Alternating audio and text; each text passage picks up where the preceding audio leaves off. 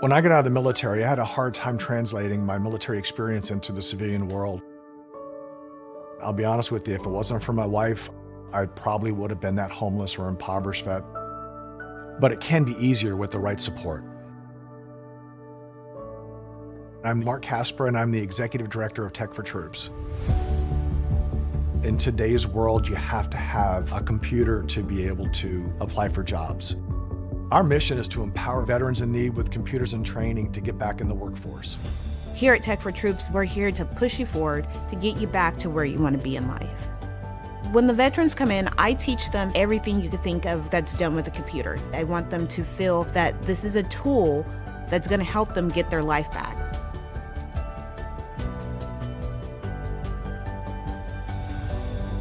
I went into a kind of a deep depression.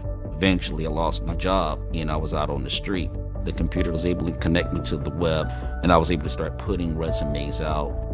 And you have to have these small building blocks to get from point A to point B. I'm not worried about employment anymore. The need is great, and we want to be able to support our veterans across the nation.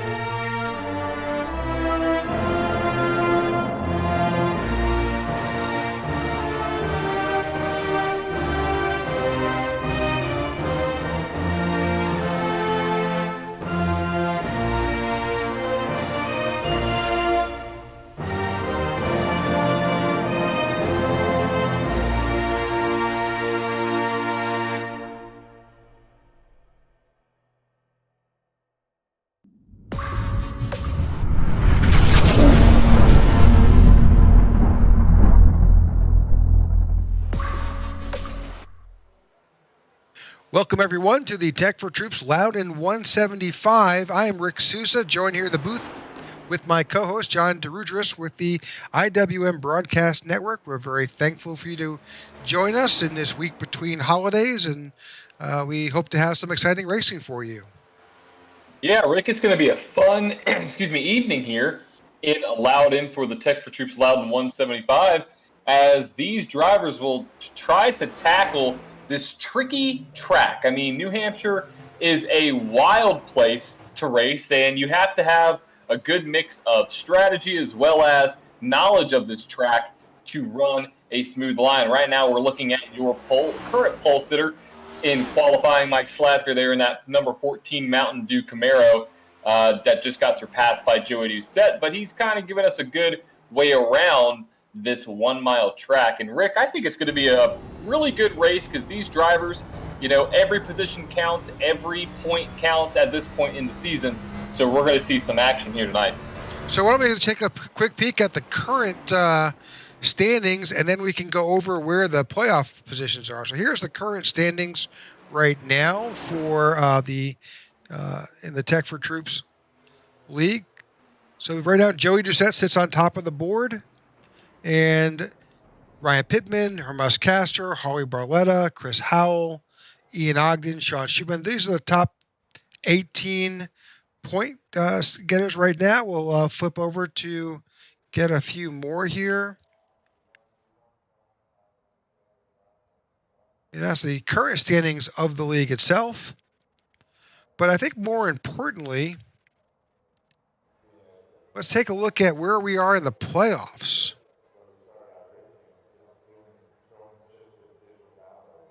So, John, we've got the graphic right up now.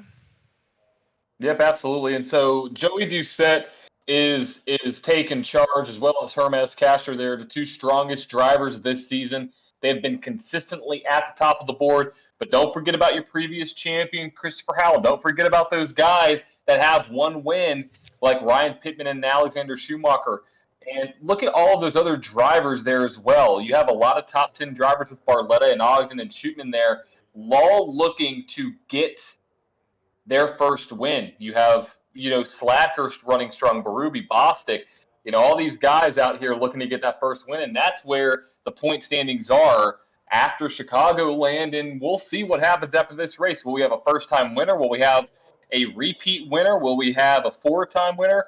Well, got to stay tuned to figure that out live from New Hampshire Motor Speedway. Qualifying is about to end here in about a minute, Rick, and it looks like the field is starting to kind of make their way to the end of this session. Do you want to go through your keys to this race? Yeah, let's go ahead and do it. Let's do it, Rick. So right now, keys to the race. It's a tricky track, and you have to know a few things. You have to be able to know how to manage your tires here. You easy can burn them up on the front of a run. I would highly recommend not doing that and making these tires last as long as you can. Number two, corner entry and exit. We've seen some guys have some issues in practice with how they enter and how they exit the corners here at New Hampshire. So making sure to master that is key, as well as track position. I don't know if we're going to get a lot of cautions tonight, but what I do know is no matter if we do get cautions or not, track position is going to play a major role, especially on a long run here, to be able to win this race. So tire management, corner exit entry, and track position are your three keys to the race, and whoever's able to master those three will be the victor in tonight's Tech4Troops Loudon 175. Rick, it looks like we have some track facts as well. 175 laps on this mile and a half, or mile oval, or paper clip looking style track. One quick repair and 4 sets of tires in addition to the one that they have on the car. So plenty of rubber for tonight's race, and track conditions are looking pretty strong here. And right now we're running 60% fuel, so they will have to pit. They will have to pit multiple times. And Rick, you mentioned that in pre-race when we were talking before we went live about pit road entrance. Speak on that a little bit. Sure. I mean, since this is a really flat, it's a 1.03 mile track, as you had mentioned, similar to Martinsville, but really flat. So pit entry and pit exit on the front stretch is a little tricky getting in. These flat corners are tough getting out as well. So goes back to your keys of the race. This will be very interesting for these drivers. It sure will. Well, it looks like we have the grid ready to go. Everybody's getting on to the point here, and let's bring up your starting lineup for tonight's Tech4Troops Loudon 175. On the pole, your previous champion, Christopher Howell, there is your pole sitter with Joey Doucette, his teammate, to his outside. In third, you have another AJM driver with John Ledger trying to get a victory on the season, as well as the number 3 machine of Luke Bullard trying to bring home his first victory. In P5, you have Harley Barletta. In P6, Mike Sladker. 7th, Sean Schoutman. 8th, Ian Ogden. 9th, Marco Berube. And rounding out your top 10, Ty Bostic. On the outside, in the 11th position is a 24 of Zachary Allen. On his outside, Jeff Needy in the 40. I lost my place. In 13th position, Pete Woodrum in the number 1 car. He's in 13th. Evan Amick in the 77 on the outside in 14th. Bobby Gibson in that Dr. Pepper 28 is in 15th. And Andrew Surwick is in 16th position in the 43. On tail end of the pack is David Watts in the 54. He is in the 17th position. So stay tuned. We are about to go start our pace lap.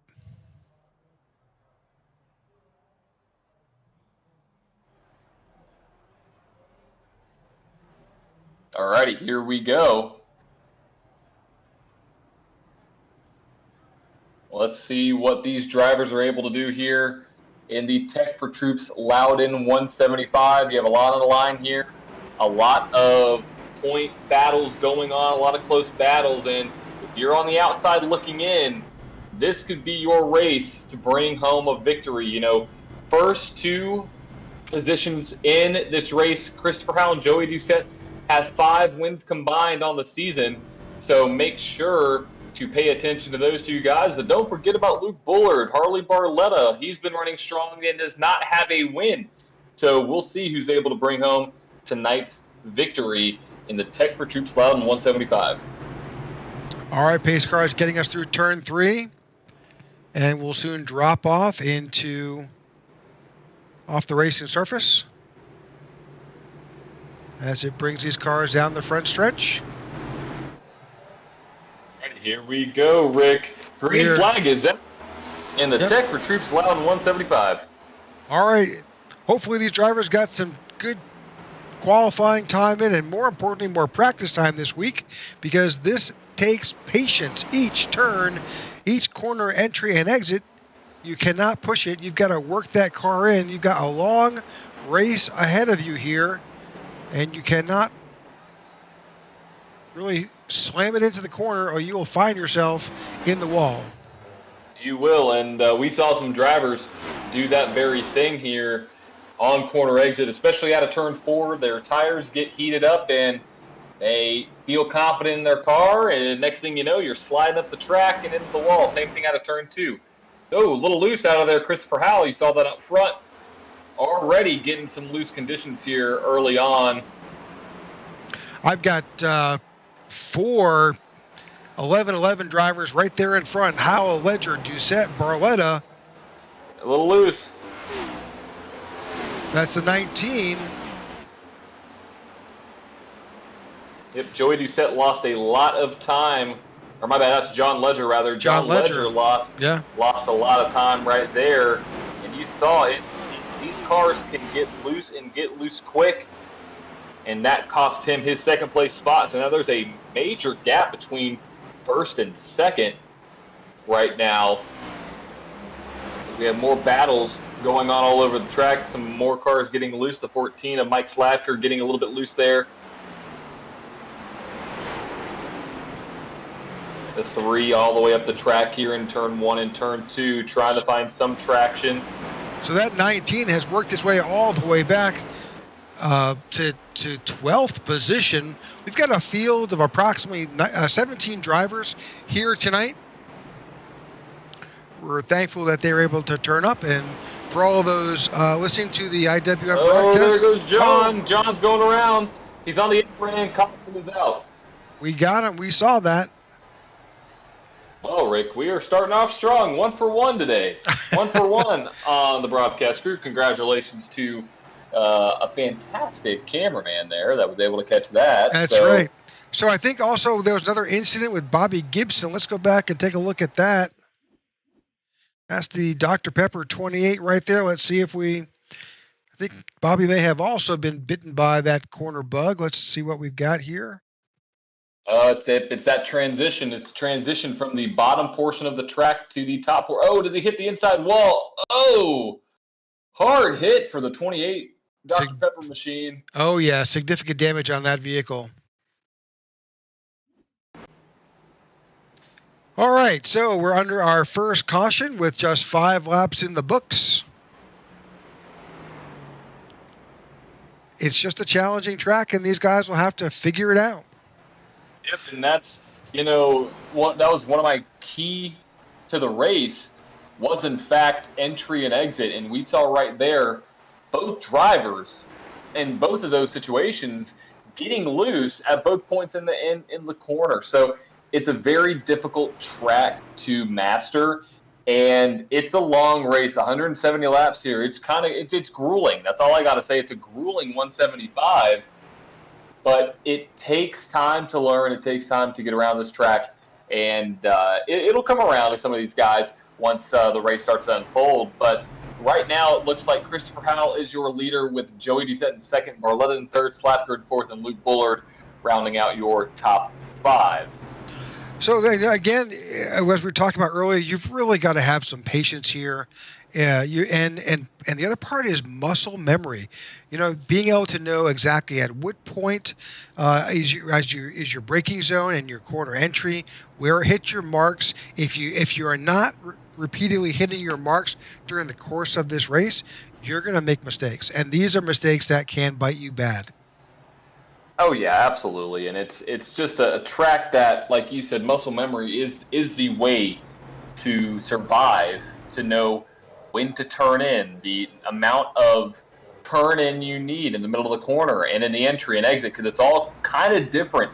Throttle control, braking control, not slamming on the brakes or slamming on the gas. I mean, it's all muscle memory from your steering wheel to your pedals, and it's one of the most challenging on the racetrack, and we've seen that early from some of the best out here. So hopefully they're able to get this thing back up and going here soon. 8 laps into this 175 lap event, and since it's a caution, I'm bringing back my track facts. So for the first track fact for tonight is going to be around the first victor here at, well, let me rephrase this, the first pole sitter to find victory here. So if anybody is out there and is listening and watching and you know the answer to this, drop it in the chat. I'm going to give you the answer probably before you can respond because of, text delays and technology. But did you know, or do you know who the first NASCAR driver was in the Cup Series to be a pole sitter, and that pole sitter goes on to win that same race? Hold on to that thought. See, we'll get right back to you. We are joined here in the booth by Jason Parker with Tech4Troops. Jason, are you there? Yeah, I am here. How are you guys doing tonight? We're doing great. We're here with our first caution tonight. We're about to go back to green in a moment, but wanted to bring you into the chat, especially since you've got an award to give out tonight. I really appreciate it. We are back with our scheme skirmish on the Speedway. So if you're already running paints, I have been looking. I will be giving out a $5 Amazon gift card to what I deem the best, either best design or one that's really highlighted Tech4Troops. Just something fun as we go through the race. All right, we'll be looking forward to that, and jump back in any time and let us know when you've made a decision. Awesome, I really appreciate it. You guys, it's already off to a good start. I think we're in for some fun. I think we are too. All right, that's Jason Parker with Tech4Troops, and we thank him for joining us here in the booth. And we are back under green here with lap 10. Here we go. Christopher Howell has made his way with a little bit of a lead right now in front of his teammates, Barletta and Doucette there. So he's looking to bring home his third victory on the season. And if you had some time to think about that question under caution, it was, the question was, who was the first driver to be the pole sitter and to win in the same race here at New Hampshire Motor Speedway? Who was the first person to do that? Well, to give you a little bit of a hint, happened back in 1998, and that driver was my favorite driver, Jeff Gordon. So Jeff Gordon was the first driver to be the pole sitter and to find victory lane in the same race here at New Hampshire Motor Speedway. So that's your caution number one track fact, because we have some drivers get a little bit loose. But you expect some more track facts. I got a couple lined up here for us, and hopefully I won't have to use them, but if we do, we'll have some Jeopardy-style questions going on late in the race. So we'll see what happens. But right now, Rick, it looks like Howell's out front with Barletta in second, Slapter in third, Joey Doucette in fourth, and Luke Bullard rounding out your top five, and we may have another caution. We do. Evan Amick may have gotten into a little trouble there. My guess is it may be at the same location. Let's double check here.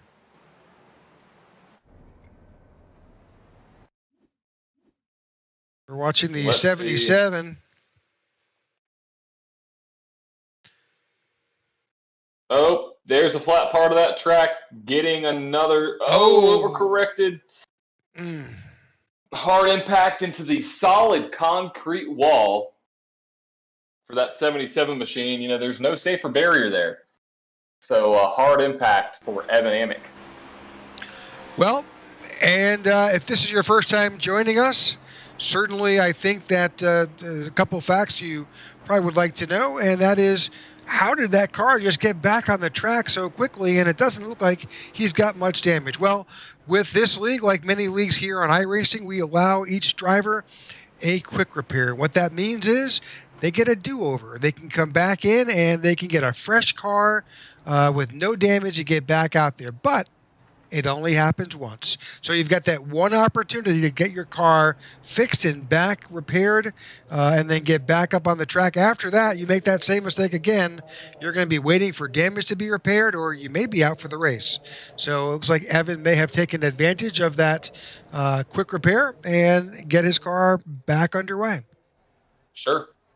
Absolutely. With that hard of an impact to the outside wall, I mean, his engine would be basically shot at this point. So good call on that one. And yeah, quick repairs can be saviors, but also it looks like early in the race could be kind of trouble depending on what happens later in the race, because you won't have one available. But anyways, back to some action on here on the track. Bobby Gibson got the lucky dog around 5. We may be getting one to go this next time by, depending on race control. But I have another track fact for you that I will answer and give you the answer to once we go back to green. But do you know which driver was the only driver to win from last place here at New Hampshire? He started in last, made his way through all the way to the front, and won the race from last place.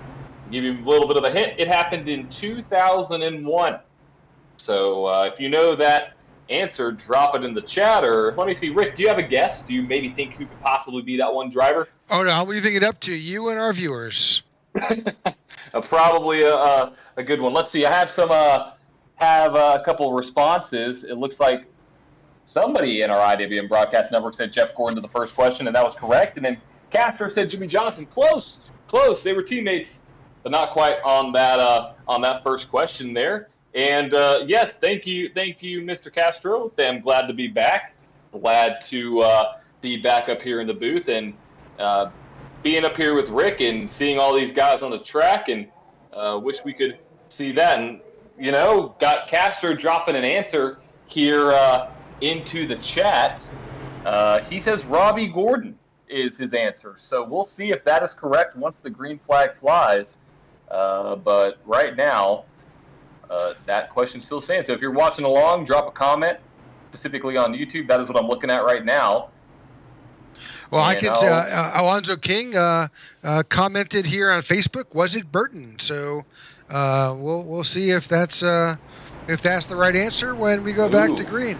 We are currently formed back up. The lights are off on top of the pace car. That means we are about to go back to green flag racing. Yes, it does. So 160 laps to go, 16 in the books here at Loudon or New Hampshire Motor Speedway.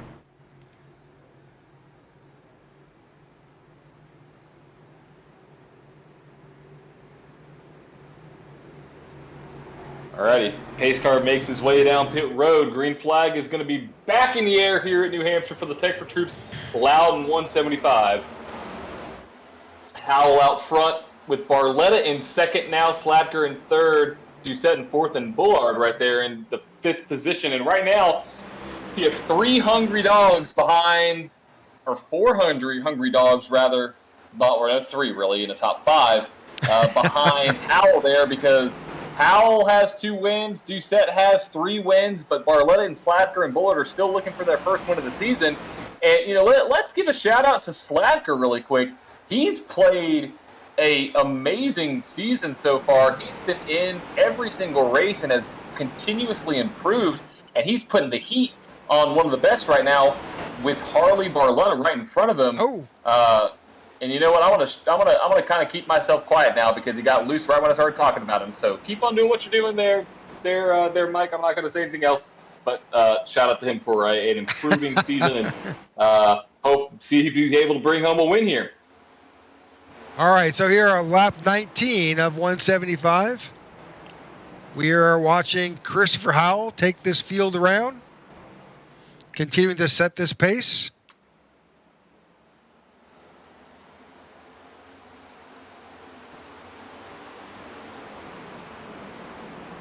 Harley Barletta is in second. Mike Slagter in third. Joey Doucette in fourth.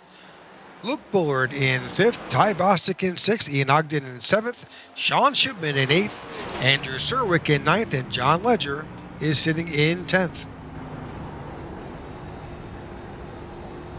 And, it's a green flag, which means I'm going to give the answer to my caution number 2 question. So the question was, who was the last driver, who was really the only driver in New Hampshire / Loudon history to start in the last position in the tail end of the field and make his way up to win the race? And that happened in 2001.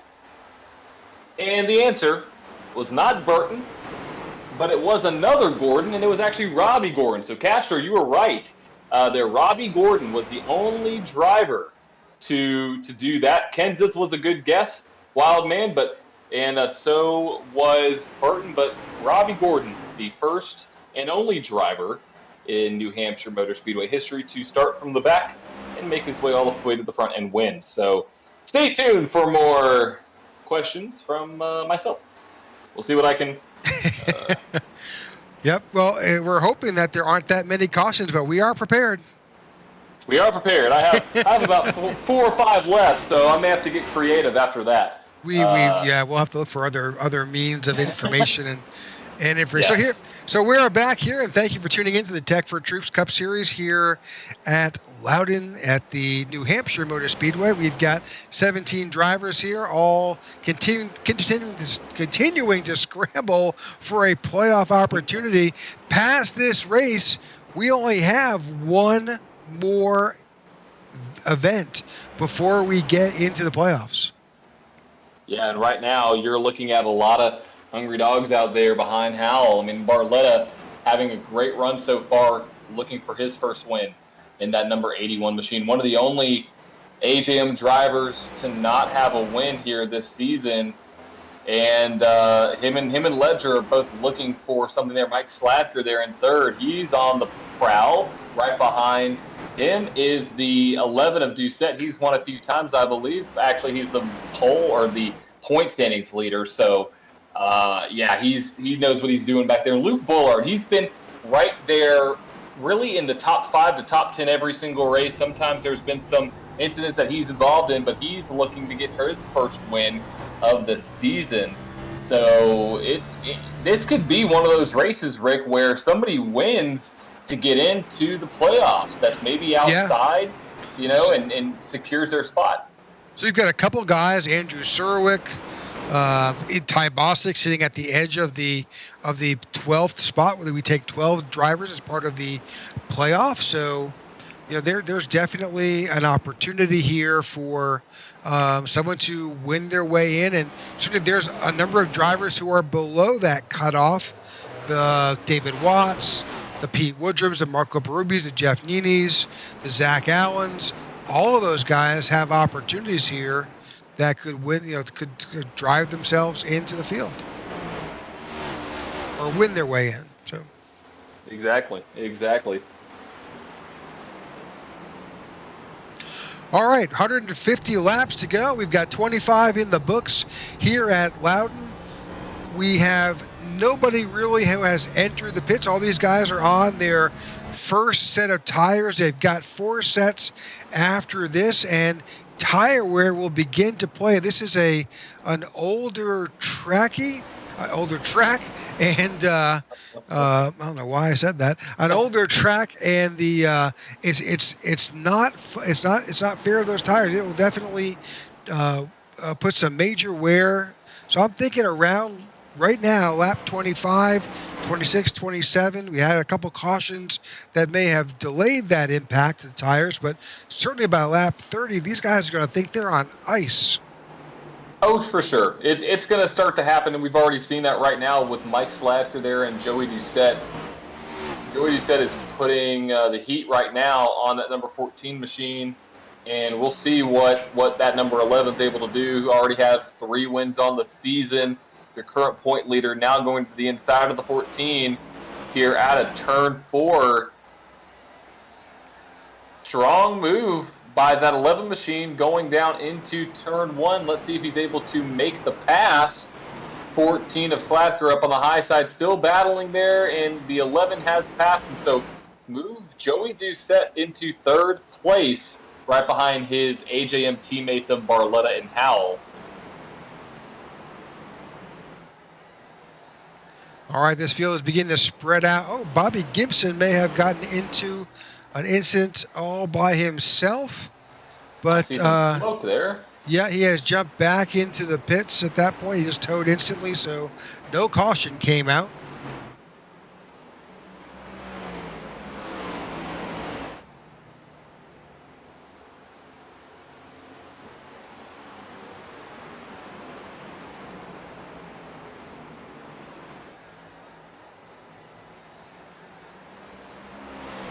Looks like everybody's able to kind of get their form in right now. Everybody seems to get their respected line going, and right now Joey Doucette looks to be one of the fastest cars on the track, starting to catch his teammate Harley Barletta, who is still looking for a win, with Christopher Howell out front. But don't look too far back. Surwick is making his way up through the field. So is Sean Shootman.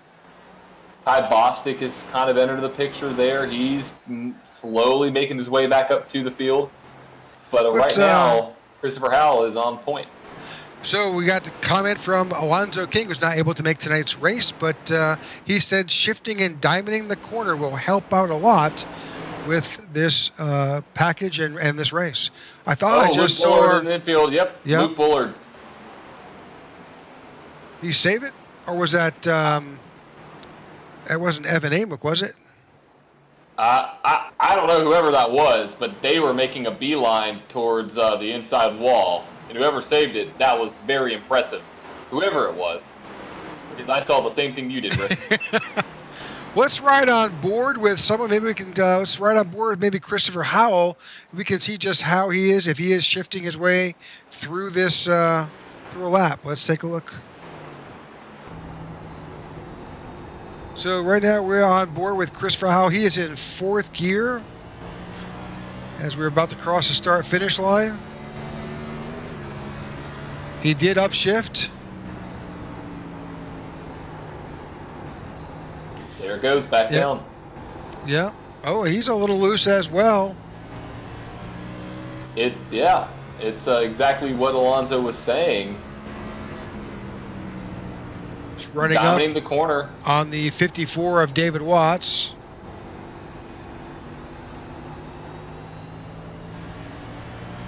And do you want to explain? We've got a number of viewers out there may not exactly know what diamonding a corner means, John. Absolutely. So diamonding a corner basically means you dive down to the lower line on corner entry, you drift your way up to the top or middle section or middle lane of the track in the middle of the corner, and then make your way back down to the bottom portion of the corner on corner exit. So it's basically bottom, middle, bottom, or sometimes on certain tracks, depending on where you are, especially in road course racing, you can see this a lot, going from the bottom portion of the track all the way up to the top, then back to the bottom. So the goal is to carry as much speed as possible. Oh, big wreck out of turn 4.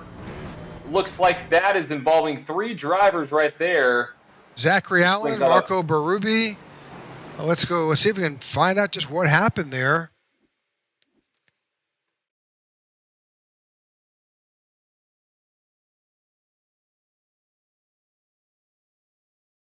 This is the 24 of Zachary Allen. Losing control out of turn 4. Winds up sideways. There goes Jeff.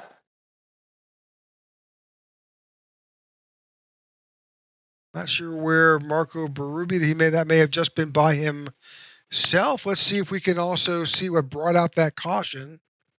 Yep, there was some definite 100% contact. So that was what brought out that caution. Let's find out what happened to Marco Berube.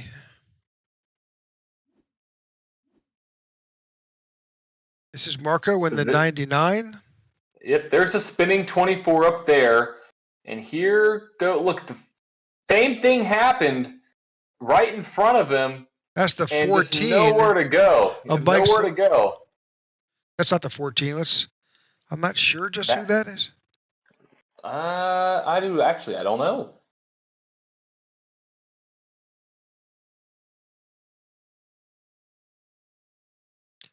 The 76. Nope. Is that the one? That may be the one of Pete Woodrum. That is the one. Yep, he's got that number that's up. It almost looks like a 7, but yeah, that is the one of Pete Woodrum. So a number of drivers, and then there we go.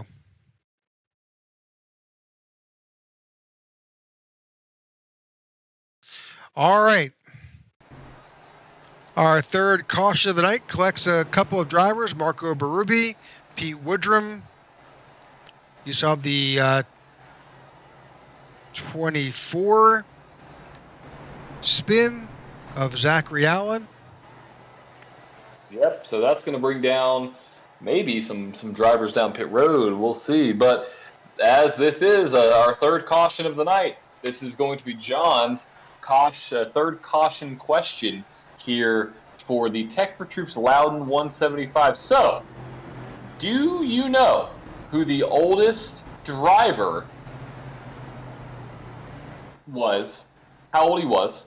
Well, I'm not going to say how old he was because that was, you can't guess that. But do you know who the oldest driver to win at New Hampshire Motor Speedway was? Do you know who that driver was? And to give a hint, he was 50 years old when he won at New Hampshire back in 2009. So there's two big hints there. So 2009, 50 years old. Who was the oldest victor here at New Hampshire Motor Speedway in the Cup Series?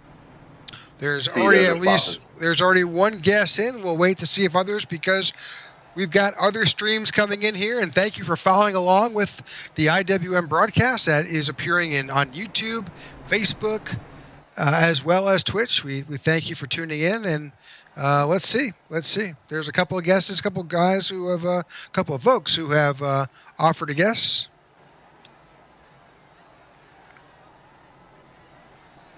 Looks like we have a couple guesses coming in.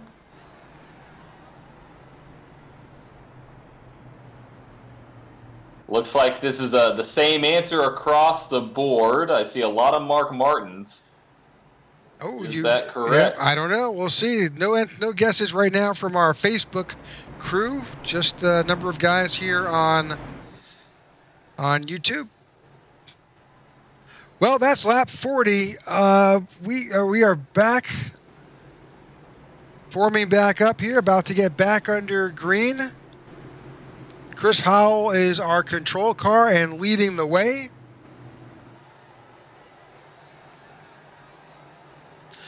Lights are off on the pace car. Yep, about to make its way down. Here we go for our fourth start/restart of the race, and green flag is out. And Christopher Howell is waiting no time to get out to the front here at Loudon. Here goes the 19, dive bombing into turn 1, made it stick. A lot of action in the back of the pack. You have Jeff Dania Pye. Spinning. That's the 99, I think. I believe it is. That's Marco Berube in the grass. Kept it straight. He held it. And we have Luke Bullard all the way to the high line of the track here. Three wide. Oh, there's Jeff to the inside. He's able to save it. He bailed. I think he was in that sandwich earlier on. I believe it was. Yes, you are correct. And here we go. A lot of drivers stacking up there on the higher side of the track. Alrighty. 24 is dropping down to the inside of the 19 of Ledger with the 21 of Ian Ogden in front. Yep. Oh, a big aggressive move. That is the 3 of Luke Bullard.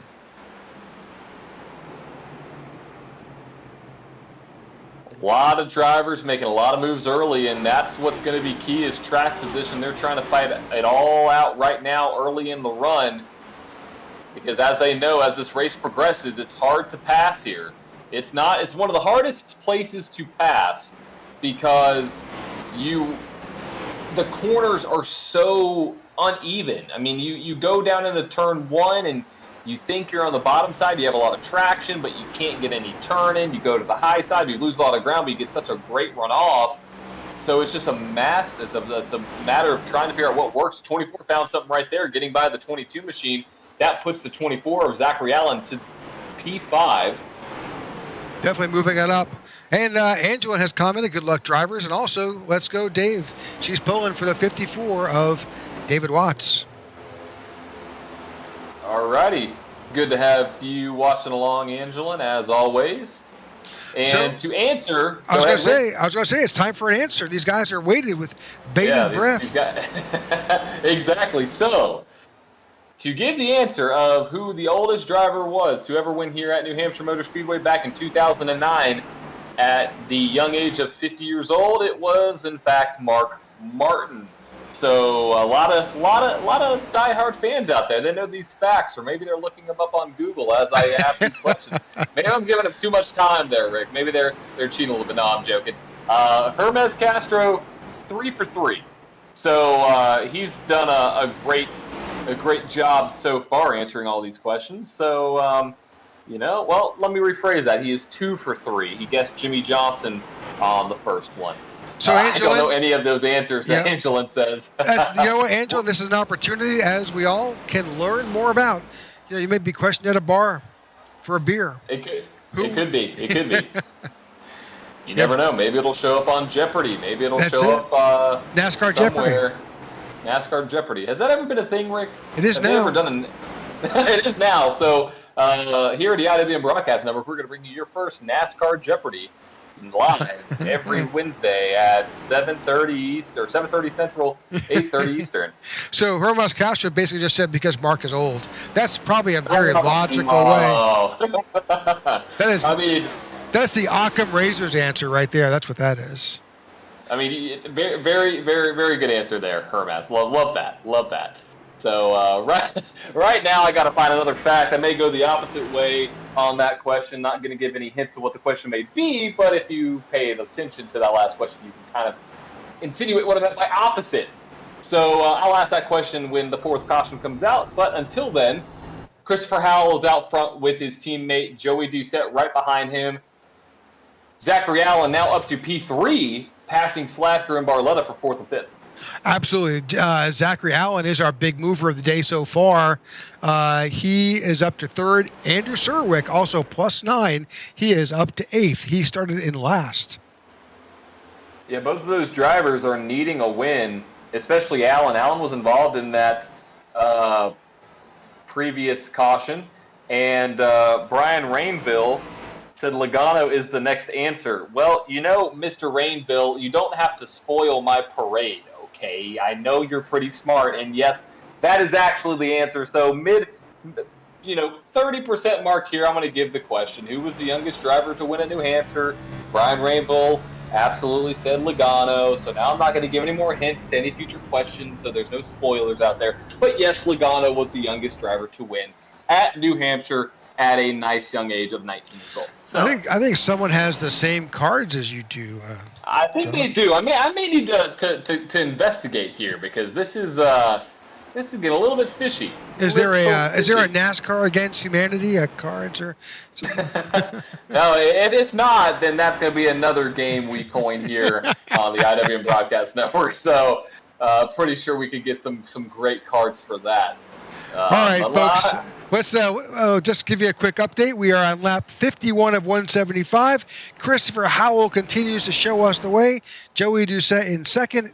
Zachary Allen has moved up to third. Mike Slagder in fourth. Harley Barletta is in fifth. And just so you know, stay tuned. We've got to jump to a commercial from our series sponsor, Tech4Troops, but you won't miss a thing. We're going side by side, so stay right there. We'll be right back. When veterans get out of the military, a lot of them don't know how to translate their skill sets into the civilian world, and they lapse into poverty or into homelessness. But it can be easier with the right support. At Tech4Troops, our mission is to empower veterans in need with computers and training to get back in the workforce. We want to be able to support our veterans across the nation.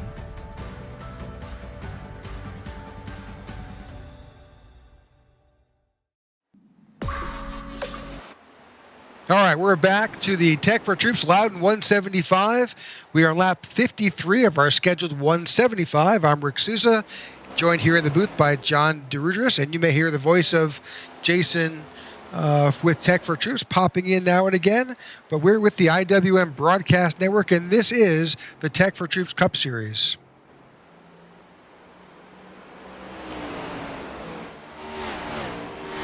Right now, Christopher Howell continues to show us the way. Joey Doucette is currently in second. Zach Allen in third. Mike Slagder in fourth. Harley Barletta in fifth. Ian Ogden in sixth. Ty Bostic in seventh. Andrew Serwick in eighth. And Pete Woodrum in ninth. And 10th is Luke Bullard. Yeah, Luke has kind of fallen off here as of late. The P10, he was up there running the top 5. Hopefully he's able to make his way back up there. But Shootman is in P11 with Ledger in 12th. Nani in 13th. Peruvian 14th. And the last car on the lead lap is David Watts there in 15th. But your leader right now is Christopher Howell. But don't look too far back. You have the 11 of Joey Doucette. And then Zachary Allen in the 24 machine making a big splash here early, well, not early on in the race, but within the first third of this event. He's, kind of closing the door on that gap, and he's looking strong after that incident. Well, and really, if you go back, there's a significant gap, nearly 3 seconds, between these three drivers at the front to the next group of drivers being led back here by Mike Slagder. And then with Mike, he's got a couple of seconds over Harley Barletta back here. So you can see the field, and the graphic has begun to spread out to about 3/4 of the overall track, and this is expected. But what is expected at some point, we are here with 57 laps on these tires, is some attempts at a green flag pit stop. Absolutely. It's going to happen. It's going to happen soon here, and we'll see who the first taker is. Whoever that first taker is, you're going to see a chain reaction as we're now approaching lap 58. Here comes one driver. I believe that is the 22 machine of Ty Bostic, as well as Luke Bullard making his way down pit road. So those are our first takers here as the race progresses on lap 58. We'll see who else makes his way down. I believe that's a Dynaco number 22 machine. All right, pulling some cars action there. Gotta love that. So cool paint scheme by Mr. Bostic. I think that's a throwback to a family member who ran that paint scheme. We'll have to wait. I'm sure there are some family members who may be watching or tuning in that can lend some info to that.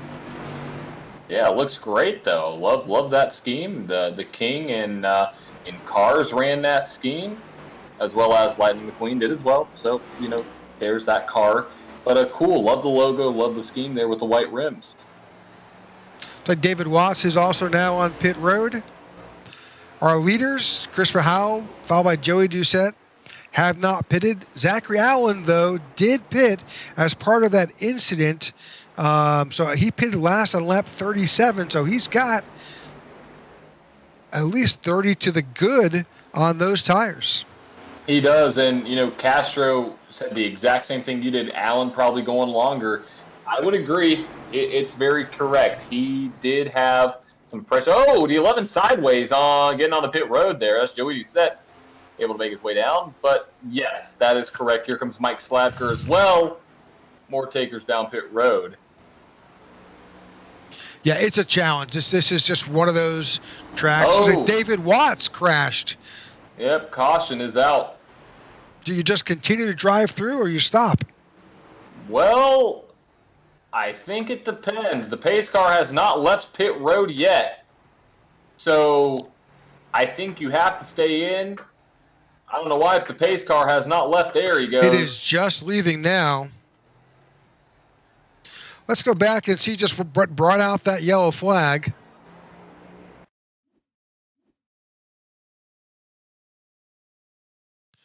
Oh, he caught the turtle coming off. Where is he on the track? Well, if you are not familiar with New Hampshire, this is the road course portion of Yeah. the Speedway. I think he went down the wrong access road. I think he took a left instead of going straight, and made his way. I think it's a onto the look. track. I think I see a turn signal on. He's just I think so, and then I don't know if he had a pit road exit penalty there. I don't know what happened, but that brings out our fourth caution of the night. But that's another thing here at New Hampshire, is that there's an access road for pit exit, and then there is a left-hand turn right out of pit road entry that goes into the road course portion, which very well could have been what happened there, as we have some more takers down pit road. Jason, he went down. He went down the road course portion, and Castro says, "Give him the map." Well, I have to do that. All right, number of drivers on pit road. Christopher Howell makes his way in. Harley Barletta, Andrew Serwick, Marco Berube, and Jeff Nini have found their way to pit road. We are at lap 63 of a scheduled 165. This is our fourth caution of the evening. Yes, it is. And that means that, Bobby said, what was David doing? I did see him turn his blinker on. I think he was going home. Well, hopefully not. There's a long way to go here in tonight's Tech4Troops Loudon 175. Yep.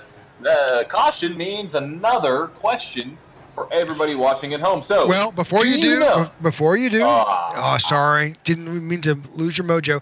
I just want to say, you know what? In David's defense, it is super easy to make that same mistake. It's really, it's especially in the heat of making that turn onto pit road or off. It is so easy, especially on these tracks where you've got both this oval track and this integrated road course. It's simple to make that mistake.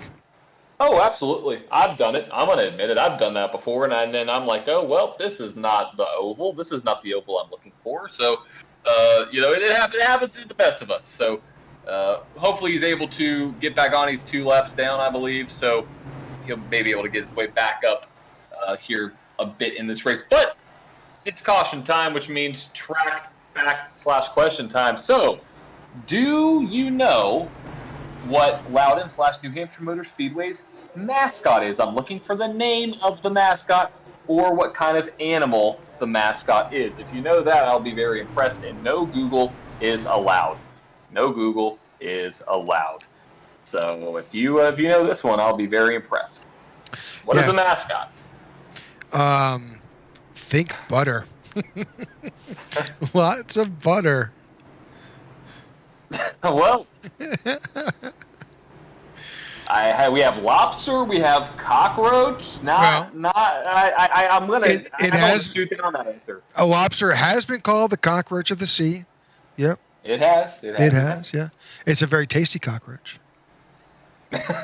It is, and lobster doesn't sound too bad right now. Actually, it kind of sounds really good. So now I'm getting hungry up here in the booth. So I wonder if I can get some snacks sent over here. But right now it looks like pace car is about to make its way down pit road to get another restart here after a fourth caution of the day. Zachary Allen is out front with Pete Woodrum in second. Here we go. Green flag back out here in the Tech4Troops Loudon 175, brought to you by Tech4Troops, a Live 11 Veteran Project, U-Haul, and Elite Performance Industries. We have a lot of action going on right now, 2-3 wide going on. Yeah, let's try to stay deep in the field here because there's a lot of change of position going on with this restart. A lot of guys moving up through the field that have not been up at the front with fresh tires. This whole field is on fresh tires now, with the exception of Zachary Allen, who last changed those tires at 37, along with Pete Woodrum, who has also changed his tires on lap 37. So we'll see how this fresh rubber affects these guys once they get some heat in those tires. It's super easy to overdrive on these cold tires. Oh, right there, the 81, Harley Barletta. Oh, he spun it around and kept it forward. We are going to just quickly take a chance to go back and just watch that. We're actually in the car focusing on Harley on that little incident, but we were in a position where we couldn't actually see what happened.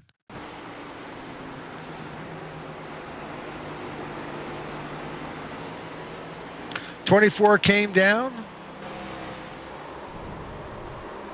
Great job of saving that car. Oh, absolutely. I mean, phenomenal job by him. Saves his race, honestly. Saves his absolute race. But right now, that puts him all the way back there in 10th, the last car on the lead lap. So he has to make his way back up here to the field with 1:07 to go. But getting back to the question that we had under caution. So, who was and what animal is the mascot of New Hampshire Motor Speedway? Well, if you said cockroach, that's incorrect. If you said lobster, that is actually also incorrect.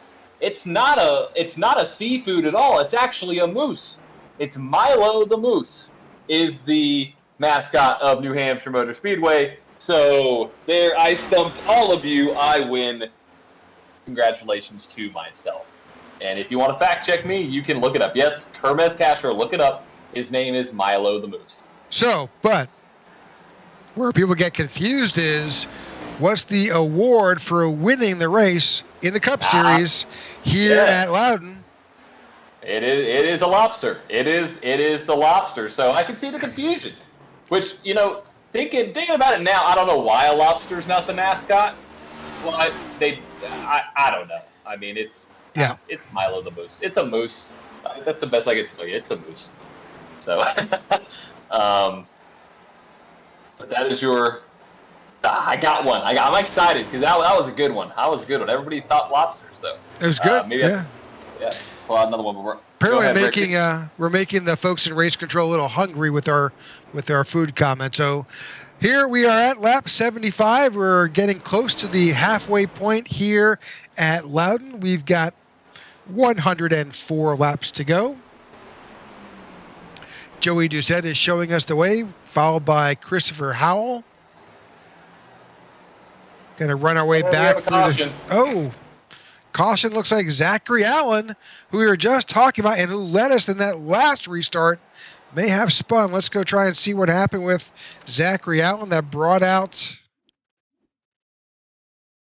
Yeah, let's back that up. But yeah, it really is just corner exit. It's so easy when you're coming out of these corners to just stomp on the gas.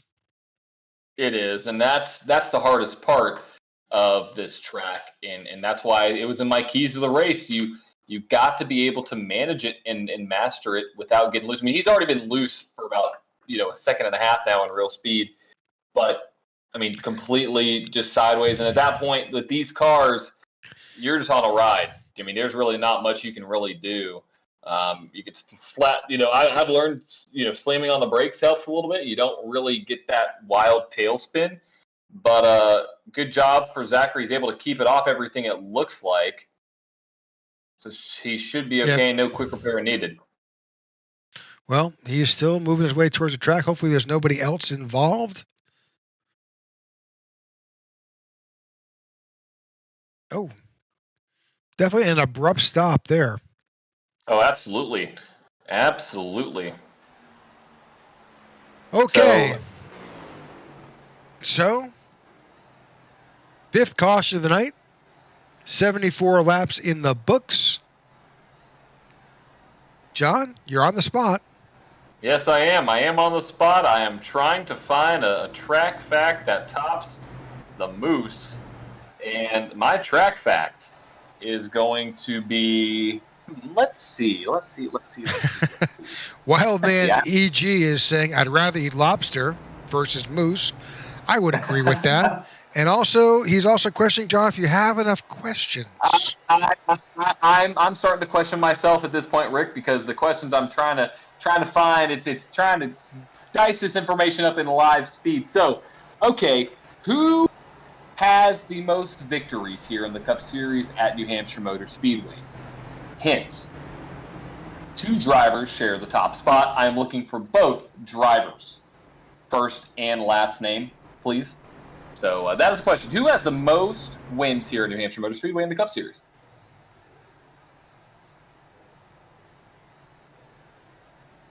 So give it some time to think or Google. And Brian says no Google. no Google for you.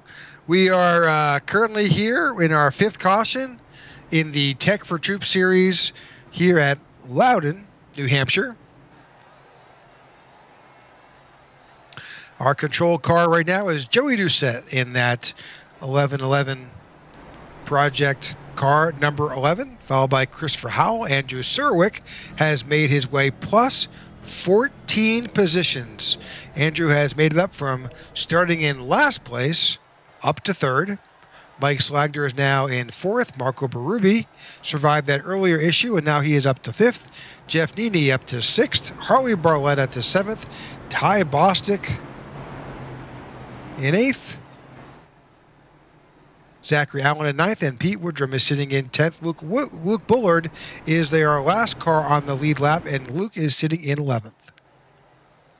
And just to make it a little bit easier on the crowd out there, you can have one. Well, I'll take one out of the 2. They share the same amount of wins. So if you get one of them right, I'll give you credit for the question. So if you can get both, you get double points. So maybe I need to keep some scores for this kind of thing, and maybe some kind of prize at the end of the race. I don't know. That's for future races to discuss. Well, we'll put that on the agenda for next week. John, where are we going to be next week? Do you recall? Actually, I don't recall, but I do recall seeing the pace car drop down, and we have the green flag. And as the race started, Doucette and Howell make up make up 1st and 2nd, and they are P1 and P2 right now. I'm going to be looking up where we are at next week. I think it's at a big super speedway. I believe so.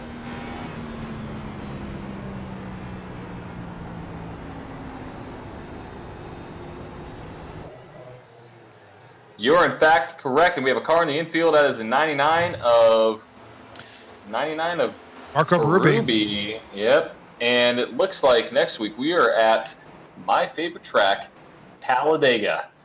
So, interesting, Rick. Interesting. An appearance, maybe? I don't know. We'll see. Anyway, back to green flag racing here. 78 out of 175 complete. Under 100 laps to go here at this point. And it looks like Doucette and Serwick are now 1 and 2 with Howell in P3. And Retrowave Dave, yep, that is correct. Well, it's not the end of the for the playoffs. Yes. Last race for the playoffs. And so, since we are green flag racing, I'm going to give you the answer to the question in the previous caution. So, what drivers hold the record for most wins here at New Hampshire Motor Speedway? Well, it's not Tony Stewart, it's not Joey Logano, and it's not Denny Hamlin. The answer is actually Kevin Harvick and Jeff Burton. They both hold 4 wins here at New Hampshire Motor Speedway, which is the most wins out of any other not active driver, but any other driver in NASCAR history. So, Mr. Burton and Mr. Harvick are your answers. So, stumped y'all again. Oh, haha. I like this. I'm starting to get some wins in my category now as the question asker. So, but good guesses, though. Hamlin's a great one. He has 3, I believe. Logano's always strong here. Same thing with Stewart. He was also strong. We have a wreck. Oh, big hit for the 22 machine. Ty Bostic is involved. That's unfortunate. We're just watching Andrew Serwick really put on a show, getting back up now into 2nd position. Let's go back and see what happened to Mr. Bostic.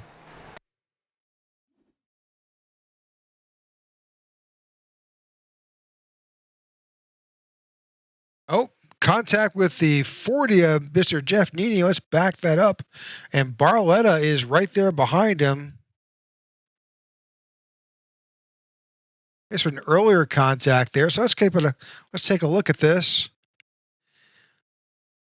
So he's right there on that left rear quarter panel. So the 40 came down a bit, probably not realizing the 22 was right there. A little bit of contact.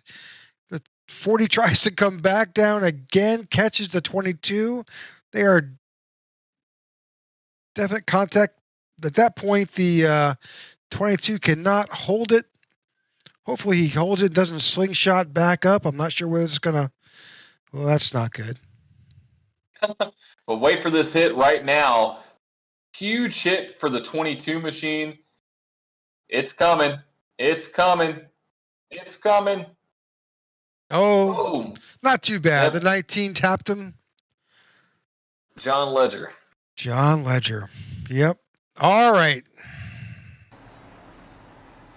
So this is our sixth caution rather of the evening, which means I'm going to ask question number 6.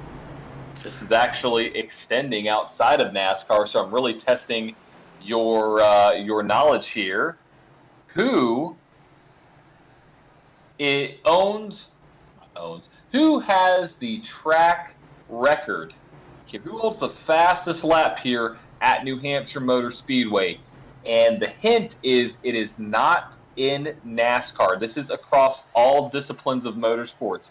What driver holds the record for the fastest lap here at New Hampshire Motor Speedway? To give a little hint, it happened in 2011. So it's been a little while. But what driver, I mean, even if you don't know the driver, what discipline, so what series and what aspect of motorsports, such as Formula One, IndyCar, Trans Am, NASCAR, any kind of those, what series has the fastest lap here at New Hampshire Motor Speedway? Either one I will take. So Jason's thrown out something to do on dirt. Not quite sure. They put down dirt here? I mean, they could, I guess. Do they do that? I didn't know that. I don't think so. But I don't believe that is the fastest. But they do run everything from Indy to modifieds. They do run late model, super stocks. They run a lot of different classes of vehicles here. Not all of them related to NASCAR. That's correct. That is correct. So make this a two-part question. So we'll see. We'll see what some of these guys say. Some say Indy, some say modifieds. We'll see. We'll see what happens. We'll see if we get any other questions. Castro is been one of the most responsive. I appreciate that, sir. Same thing with Wildman. Appreciate you. So if you have any thoughts, IWM says a modified driver. So we'll see. We'll see. Interesting take. Okay. So two for modifieds, 2 for Indy. So we'll see which one is right. But it looks like, Rick, with 91 to go, we have 1 to go right now, and Joey Doucette is on point with Surrick and Slacker and Howell and Jeff Nani all the way up in P5 as it stands. Looks like Ian Ogden got his lap back and is now on the last car on the lead lap.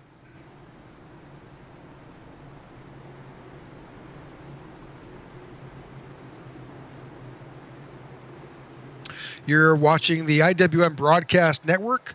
We are broadcasting the Tech4Troops Loudon 175. About to take the green flag. And we are back underway here at Loudon. Green flag is out again with 90 to go. 11 cars on the lead lap and only 1 winner, as the 11 is your leader here.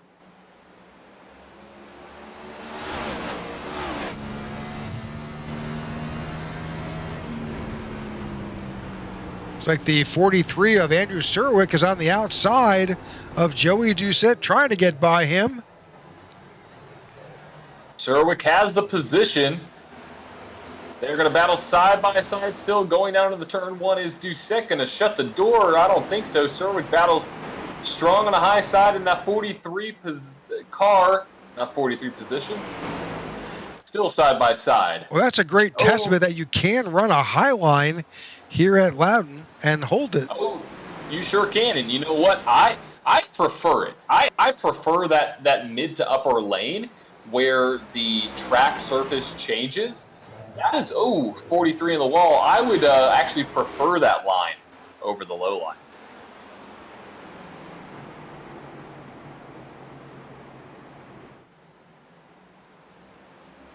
Freddie Durstock is watching and says hello. He's joining us on Facebook. Hey, Freddie, glad that you're joining along.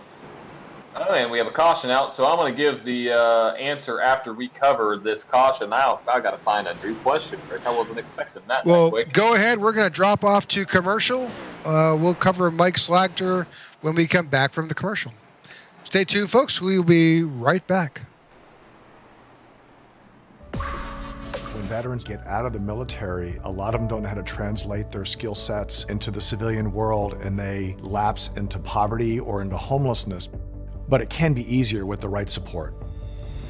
At Tech4Troops, our mission is to empower veterans in need with computers to get back in the workforce. We want to support our veterans across the nation.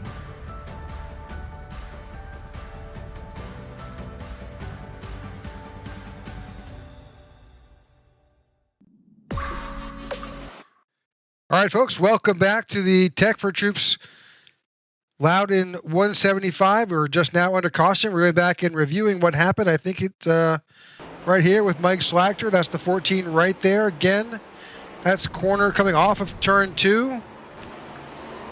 Full head of steam. He did the right thing there just to kind of back that thing down as close to the apron as he could, because he had some fast drivers approaching him there on the track. So to answer the 6th caution question, for caution number 6, I see one correct answer. Actually, I see 2 correct answers. It was Scott Dixon in the IndyCar. So Retrowave Dave, as well as Bright Marksman, you're correct. Scott Dixon ran in the IndyCar a 22:34 back in 2011. 22 seconds around this track. Paul Valentine had that he was sniffing out, had to be Indy or modified. It was definitely Indy. So it definitely was. And just to put that into perspective, that is 8 seconds faster than these guys are running right now on the track. So that extends my 7th question of the night. Who holds the track record for the Cup Series? Hint, happened in 2021. So who holds the record for the Cup Series here at New Hampshire Motor Speedway? For the fastest lap? For the fastest lap, yes, correct. For the fastest lap, yes. Definitely not a 22-second lap, I can tell you that right now. These cars would definitely not make it around here in 22 seconds. But, if you're a Ross Chastain and you have, unlimited money and can tear up cars, and you can maybe do it. I don't know. We'll see. But as it stands right now, you have Surwick out front in that 43 Jameson machine, followed by Joey Doucette in 2nd, Chris Powell in 3rd, Jeff Denny in 4th, Harley Barletta in 5th, Luke Bullard in 6th, Zachary Allen in 7th, Ian Ogden in 8th, Mike Slacker in 9th, and Marco Berube rounding out your top 10. Well, this is exactly what Andrew Surwick needs. He is now our control car, and he is currently right there on the bubble, sitting in 13th place with the points. So for him to come out here and get a win, that would be huge. That would vault him into the playoffs. Oh, absolutely. That would be fantastic for him to do that. And it's one of those races where I think somebody could win. We could get a first-time winner, especially somebody on the bubble of making the playoffs. So Surwick proving to be one of the favorites here as of late, but don't look too far back. You have Jeff Denny there. You have Luke Bullard, Barletta still in the mix, Allen still in the mix. It's a lot of single, no or first-time winners, as it would be if they won the race here, alongside Doucette and Howell. So we'll see what happens. Got some names dropping in here. We got Eric Almirola, Brad Keselowski, and Denny Hamlin. Top 3 answers have entered the board. So we are on lap 84 laps to go. We're on lap 92 of our scheduled 175 here at New Hampshire. I want to thank you for tuning in. The pace car has dropped off, and Andrew Surwick takes them down to get the green flag, and we are back under green here at Loudon, New Hampshire. Here we go.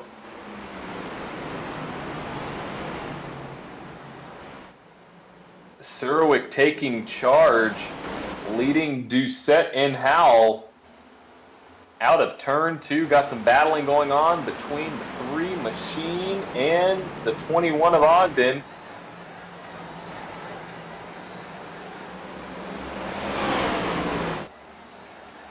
Oh, Jeff Denny's out wrecking. Oh, there goes a 3 as well. Caution is out.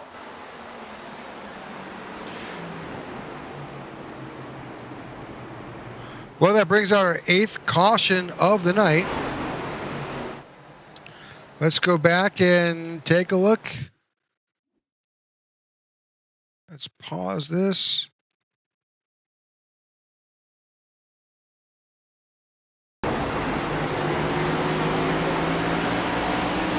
Oh, let's back that up. Looks like, so I think this is too full. Let's watch this again, John. So I'm watching the line. So Jeff, maybe as he's coming out of turn 4, he gets a little loose right there. I think that little bit of being loose causes him to slow a bit, and the 3 winds up right there. Yeah, I mean, that's just, wrong place, wrong time for the 3 machine. And it happened so fast that it's hard to stop and really gain your composure again to not get into that driver and avoid him. So unfortunate for those 2 drivers. Hopefully they're able to get it back around and have a quick repair. But that brings out our 8th caution of the evening, I believe. Yep, 8th caution. So going back to caution number 7, the question was, who has the fastest lap in the Cup Series? Who owns that record here at New Hampshire Motor Speedway? It's not Denny Hamlin, and no Castro. It is not Eric Almirola. Retrowave Dave, you're correct. You have Brad Keselowski. He owns the fastest lap here with a 29.8 in the 2021 Foxwood Resort Casino 301 here at New Hampshire. So I got to find another question, and this I'm going to make a little bit tougher. We're going to stick with the lap times here.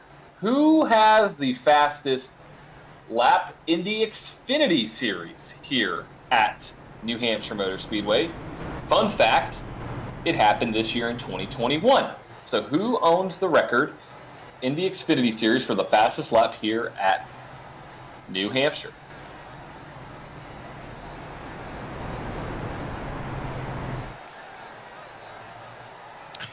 All right, so we are back under caution, our 8th caution of the evening. Andrew Serwick is currently showing in first place and will be our control car on this restart. Joey Doucette sits in second. Christopher Howell in third. Harley Barletta, Ian Ogden. That is 11-11 sitting in 2, 3, 4, and 5. Zach Allen is back up to 6th place. Mike Slagder is in 7th. Marco Berube in 8th. Pete Woodrum is in 9th. And Sean Shipman is in 10th.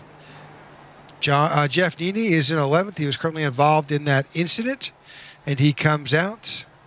John Ledger and Luke Bullard are in the pits and are making their way back up onto the field. All right, we have a couple answers falling in. We got 54 of Gibbs. Castro says Ty Gibbs. Rainfield then follows up with Gibbs. Wildman, Gibbs. And Retrowave Dave says Bain. So Gibbs or Bain are your top 2 answers right now on the board. Gotta say, 2 very strong picks. I have to say, those are 2 very good answers. They 2 are. very good They guesses. We'll see. We'll see which one is correct once we get the green flag and a couple laps under these drivers' belts. So right now, Rick, let's talk about where we are in the race. We have 78 to go. The first run, these drivers were able to make it around 58 to 65 laps. So with 78 to go, what is the strategy here? Do you hit with like 60 to go? Do you try to pull the stint out as long as you can? What are your thoughts on the strategy? Well, we saw right now Andrew Serwick and Christopher Howell, they were able to turn 70-plus laps without pitting. Right. So there's 78 to go. If they can make it on fuel, then I'd say go for it. But my guess is, the way we've seen these cautions come in and out, they're going to have an opportunity to come back down. So here we are. We are back under green at Loudon for the Tech4Troops Loudon 175. Andrew Serwick leads them through turns 1 and 2, but he has a pack of 11 cars on his tail.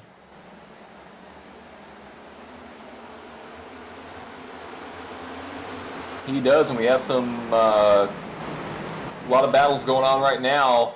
Going down in the turn 3, you have the 14 battling there with the 77. Or my bad, not the 77, the 37.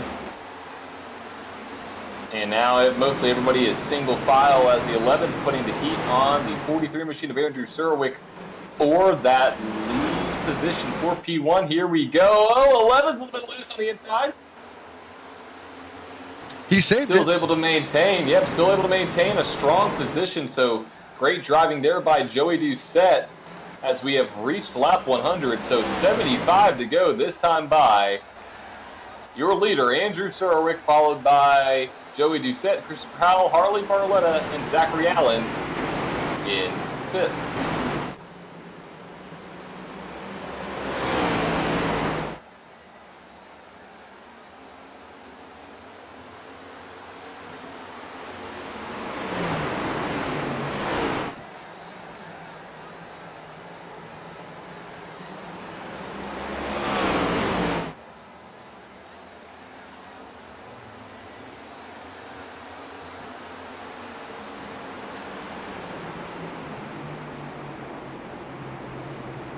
Well, that's lap 102 in the books.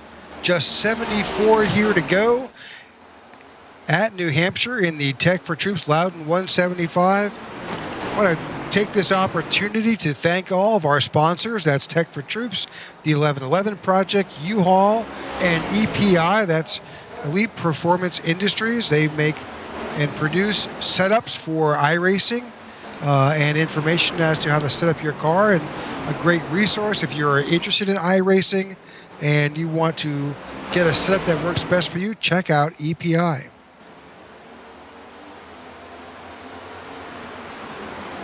So, a few laps have passed by.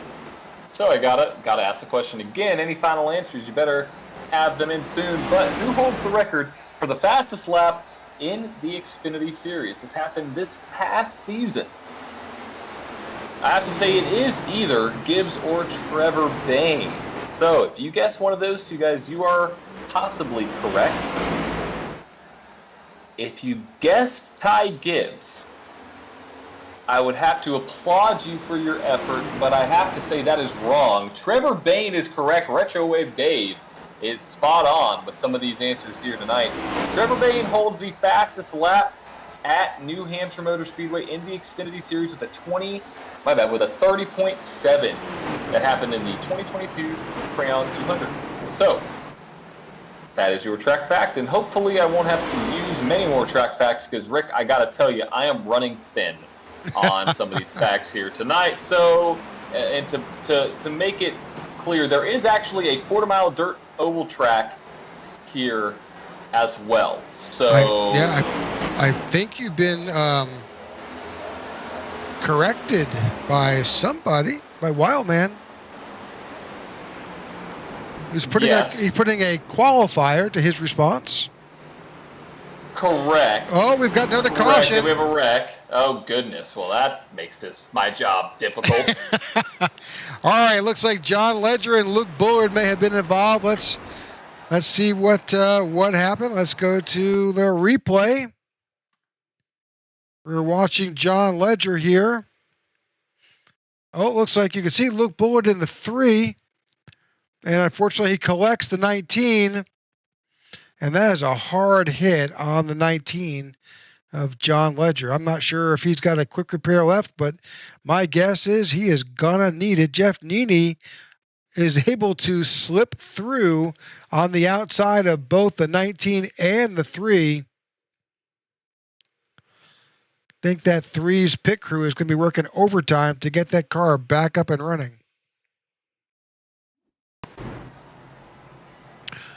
Okay, lap 107. We've got 69 laps to go here at New Hampshire.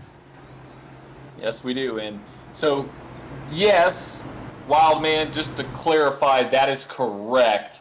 These are going by race fastest laps, not qualifying and or practice. This is purely the race. So you're seeing that clarification. Just putting it out there that you're seeing the 43 of Andrew Surwick and as well as the 14 of Mike Slagter making their way down onto pit road. That's also the 3 of Luke Bullard, who is in.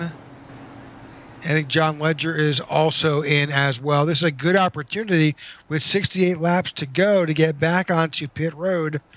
I think they can do that. And really, with a fresh set of tires like you just saw Andrew put up, they could make it away. And that could be the last pit stop they need, but they may take one as time and cautions come out. Right. Very true. Very true. We'll see what happens as we have 68 to go, and it looks like this could be the money stop for these guys, depending on how cautions fly.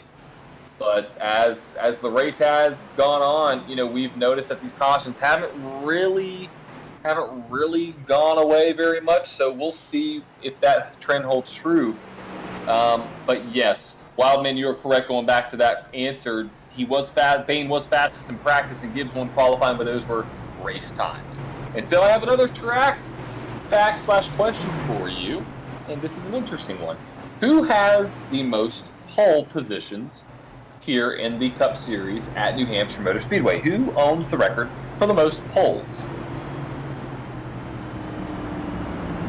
See if Mr. Dave can go 3 for 3. Actually, 4 for 4. Let me rephrase that, because he got that answer in with Scott Dixon for the IndyCar. So, who owns the most poles here in the Cup Series?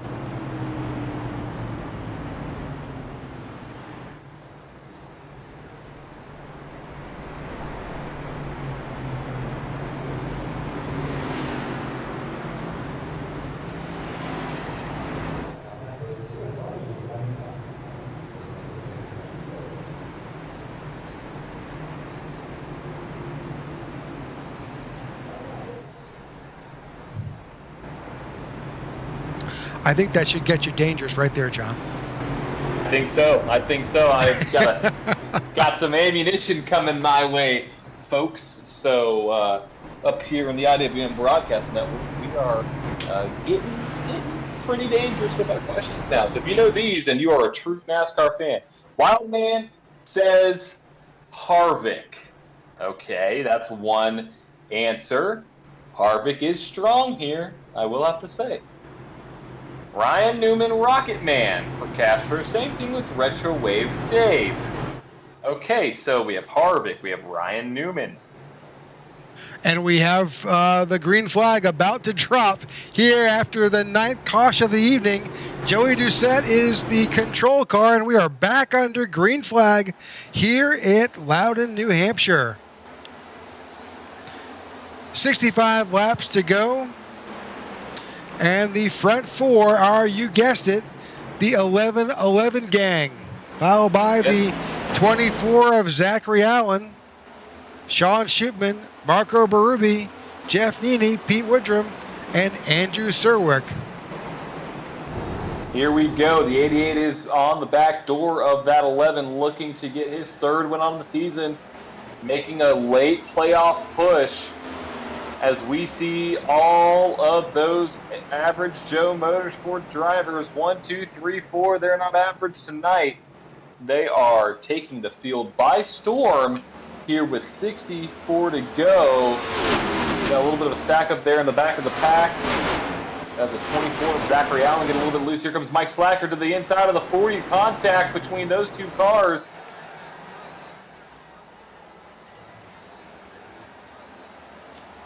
Definitely a battle for position. They're back in the middle of the field. You've got Andrew Serwick, who's making his way back up. He was leading. He stopped in and got fresh fuel and tires, so he's got cold tires on that 43. Yes, he does. Passing the 40 of Jeff Nini. Working his way back up. That was 4 position. That is now 9th. And as he's working his way around the 24 of Zachary Allen, back there in the pack. All right, so the question was, who has the most poles in the Cup Series here at New Hampshire Motor Speedway? If you guessed Kevin Harvick, You're incorrect. He said Ryan Newman. You are correct. Mr. Castro was on the point right before Mr. Retro Wave Dave was able to bring home another correct answer here. So yes, Ryan Newman owns the record for 7 poles here at New Hampshire Motor Speedway. So Retro Wave Dave, I gotta say you're pretty good, sir. I gotta say you're pretty spot on. Well, he's got nothing better to do right now. He's just stuck in the car while his crew is working, trying to get it back in the race. Dave wasn't feeling well. He did the sportsmanship thing. He kind of backed out, and we have the pleasure of having him join us watching this race. So we thank you for staying with us, Dave, and hope you feel a bit better. So. Absolutely. All right, so we are lap 116 of 175, 60 laps to go, and you're watching the 11-11 guys run 1, 2, 3, 4, and 10. Joey Doucette continues to show us the way. Christopher Howell in second, Ian Ogden in third, Harley Barletta in fourth, and Mike Slagter in fifth. Sean Shupin and Andrew Surwick is now in seventh. He's worked his way back up. It's like a bit of a cloud over our venue right now. Yeah, it's a little bit, Rick. And that changes the temperature of the surface. Right, and that should make for better racing conditions, a little bit more grip in these tires and in these cars. So we'll see if that affects it as we have 58 laps to go here at New Hampshire Motor Speedway. We want to thank everybody for tuning in to tonight's event. This is the second to last race before our Tech4Troops Cup Series playoffs here at the Tech4Troops Cup Series, brought to you by Tech4Troops. If I haven't said that the last 3 times, Elite Performance Industries, as well as U-Haul and 1111 Veteran Project. Love having Tech4Troops on board with us this season, and hopefully for many seasons to come here in the Cup Series. We have a pass with a lead about to take place. Christopher Howell's to the inside of the 11 machine. His teammate as the 14 of and he loses it. Goes around. Right there in the middle of the field, they're all missing him. He's clear. Brett brings out our 10th caution of the night and gives Mr. Howell some flat spots on those tires. We should see him on pit road to get those tires changed. Oh, you know he'll be coming down pit road for sure. And you are correct. Clouds do equal speed. All right.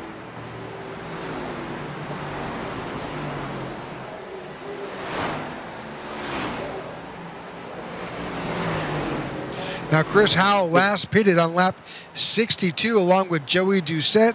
Ian Ogden was in on 59. So my guess is that this may be probably a good time for those. We may see the whole team come in. So. Yeah, at this point, I would make my way down pit road, especially if I was the 88. I mean, those tires are definitely going to be screaming to be taken off the car, and here they come. Maybe, yes, 11 goes down, 21 goes down, but we have 43 staying out. We have 40 staying out. So some drivers. Well, Andrew Surwick last pitted on lap 107, so there's no reason for him to stay in. That makes perfect sense. We're seeing the bulk of the field now in. You can see most of that 11-11 crew is now on pit road.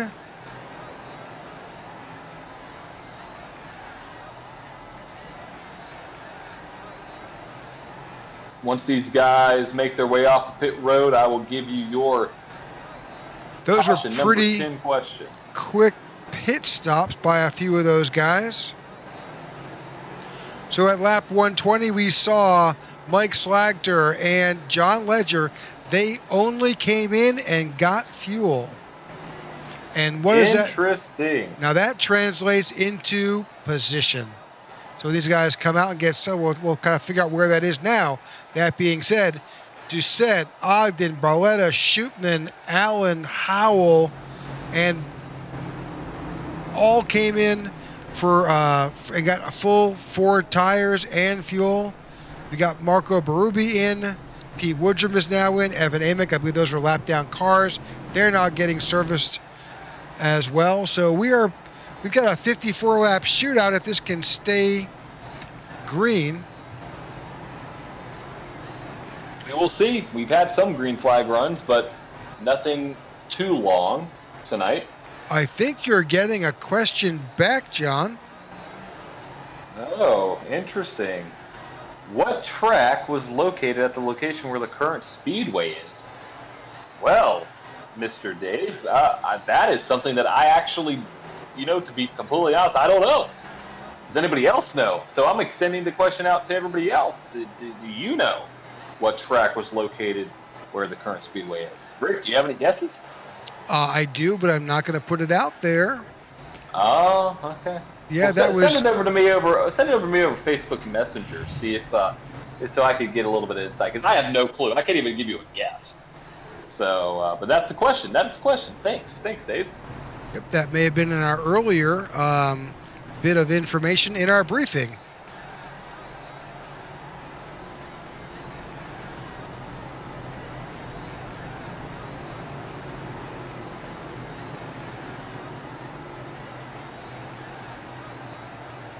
All right, so here we are, lap 123 of 175, 53 laps to go. Hermas Castro said, can you make it? We believe they can make it on fuel and on tires based on our first round of pit stops, which occurred with these guys around lap 73.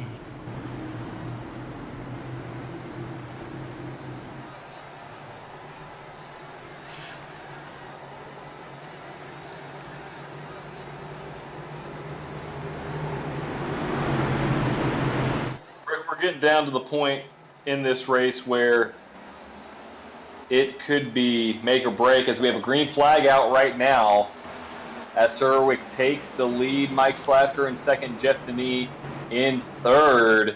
This is a make or break point for these drivers, especially for Serwick. If he could pull out and maybe get some strong track position, as I mentioned before, he could possibly pull away from this field. So do you want to give the correct answer and give the right answer to what was the track before? Yes, I will ahead. Actually. So, the track that was located at the location where the current Speedway is was previously Breyer Motorsports Park. I believe that track, if my memory serves correctly, a little bit of time racing, almost 3 wide, was around between the 60s to the early 80s or 90s, I believe. Yep, Bob Baer actually purchased that complex originally in 1989. Yep, so time frame was correct. Oh, Jeff Denis a little loose. So we're going to go ahead and, John, and bring Jeff back, Jason back. I think Jason's got a selection now for who is going to win his Tech4Troops skirmish. Yeah, absolutely, I do. And I was just texting with Mark Casper, the CEO of Tech4Troops, and the guy, the face of it that you see in all those professional commercials. And we were talking about how far the racers have come, and just this season. And so lest you guys think you are racing in a void, you are not. I think most of the employees at Tech4Troops watch either this airing or we do a rebroadcast of the race, usually on Fridays. So we are watching, talking, and it's been really neat to see the whole thing progress. And even more so in the paint schemes. I have a few picks. Actually, I love the number 24 car, Mr. Allen's. He just won week before last, so I'm just going to say how much I like it. I'm going to go on to the number 14 car is great, Mr. Slagter, I believe. Yep, you are correct. You did. Yep. I like the design. I'm a big fan. But today is going to go to Bostic. I'm blanking on the number of the car, but I really love the throwback to the Cars movie. I think that's very funny, and I like the way the white rims kind of pop out. So he's going to be the winner of this week's Tech4Troops Scheme Skirmish on the Speedway. That sweet loot, that $5 Amazon gift card. All right, very good. So that's Ty Bostic in the 22 winning our Tech4Troops paint skirmish here at Loudon. It's a pleasure as always, guys. Thank you so much. Thank you, Jason. For sure. Yep, congratulations to Mr. Bostic out of Rockingham, North Carolina, for running that Dynaco throwback scheme. Love that car, love that movie. So congratulations there, Mr. Bostic. You are $5 richer. And on Amazon, you never know how far they can get you. But looking right now, Andrew Surwick is under some heat. Whoa, 14's a little sideways as well. Andrew Surwick is currently leading the Tech4Troops Loudon 175 with 45 laps to go. This is lap 131. 132 as he crossed the start-finish line. We did have a single car accident a few moments ago with Pete Woodrum, but no caution was brought out. We stayed green.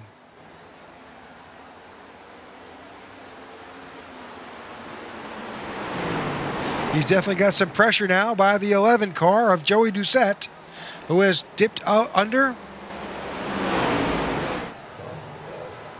Now those guys have 13 laps of fresher tires.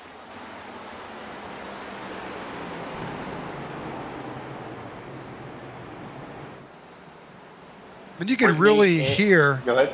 So you can really hear how much they have to get out of the throttle.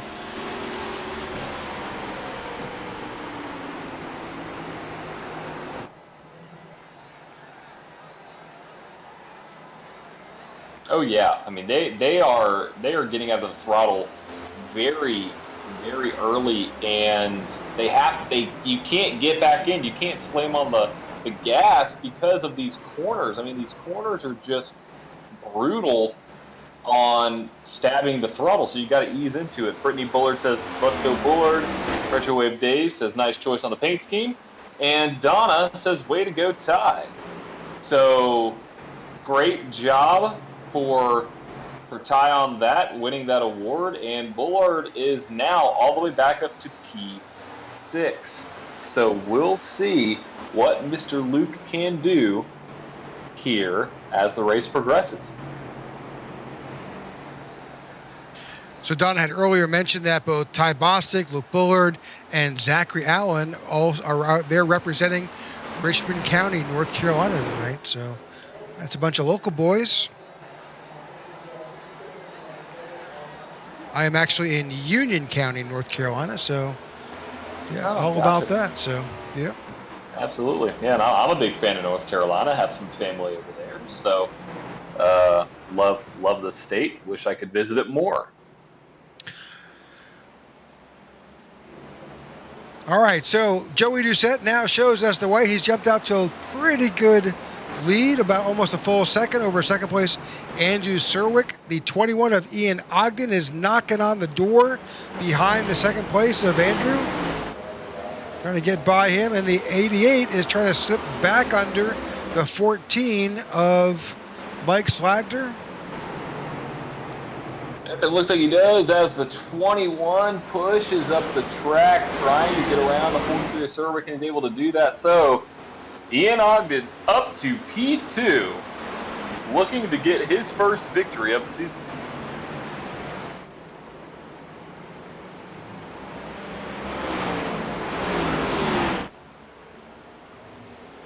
All right, that pack of 6 cars has got about a full second lead over the next group. That is Bullard, Allen, Barletta, Shoopman. And as you can see by the track map,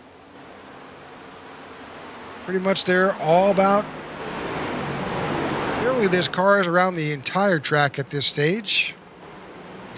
The one of Pete Woodrum is the last car on the lead lap, and that will be soon in Joey Doucette's sight. He's got about 5 or 6 seconds ahead, but they're catching up. So.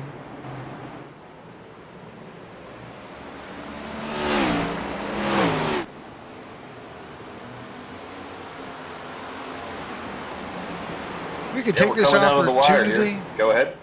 Well, we're going to take this opportunity to jump back to our last commercial break of the night. This will be just going side by side, folks. You won't miss a moment of the action. We will be right back. When veterans get out of the military, a lot of them don't know how to translate their skill sets into the civilian world, and they lapse into poverty or into homelessness. But it can be easier with the right support. At Tech4Troops, our mission is to empower veterans in need with computers and training to get back in the workforce. We want to be able to support our veterans across the nation. Hello, my name is Amanda, and I support Tech4Troops.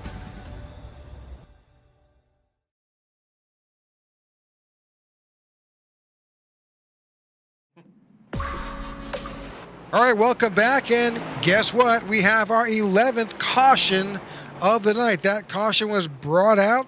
Let's bring that back up. Just see what brought out our caution. I think it has to do with Luke Bullard. Let's try to... Oh, yep, there we go. Let's try to back that up. Luke, such a good run going.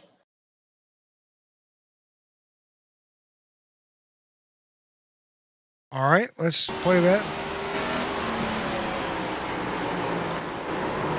You know, that's actually admirable. You saw what happened there. He was running his line, but at the same time, the 14 was right there. And instead of making contact, which had been the easy way to make that happen, he chose to dive in. Oh, it upset his car. What a job drifting. I mean, if there's a drift award of the evening, that's going to go to Luke right there. And for great job keeping, keeping it off the racing everything. surface. Absolutely. Yeah, so hate to see that. And, you know, what that brings is that brings everybody down pit road, which put Ty Bostic to the lead. With 34 to go, we'll see who is going to be the leader once these cars get back up. And yes, Castro, you're right. This is the money stop. I think this could be the stop of the race where you may see some pretty crazy action getting back up on the track here soon. Well, the one thing to consider here is Bostic and Bullard, who are now on top of the leaderboard, they did not pit. They came down last at 121 and lap 120, which means both of those cars on 20 laps of older tires will be out front. Wow. How crazy is that? We'll see how that plays out because... It may be a good strategy. We'll see. It could be. I mean, if we get a lot of cautions back to back to back, that track position out front could pay dividends. But, Rick, it's a caution, which means I have a question. So, this is regarding a record for most laps led at New Hampshire. So, do you know which driver holds the record for the most laps led at New Hampshire without a win? If you have watched any kind of NASCAR race, this answer actually makes a lot of sense. So, which driver has led the most laps at New Hampshire without having a win? Go. Put your responses or put your guesses in the chat. And Retrowave Dave says, I think they're going to get run over. Well, you never know. I mean, it's New Hampshire. They may be able to stay out front for a few laps. We'll see. They may be, I don't know. I mean, cautions can come out. We'll see. Yeah, but if this was a mile and a half? That is correct, Castro and Cup. That's true. Mile and a half, yep. If this was a mile and a half, yes, absolutely. Yeah, for sure. And yes, Castro, this is in the Cup Series. All right, lights are off on the pace car. That means we're about to go back to green momentarily.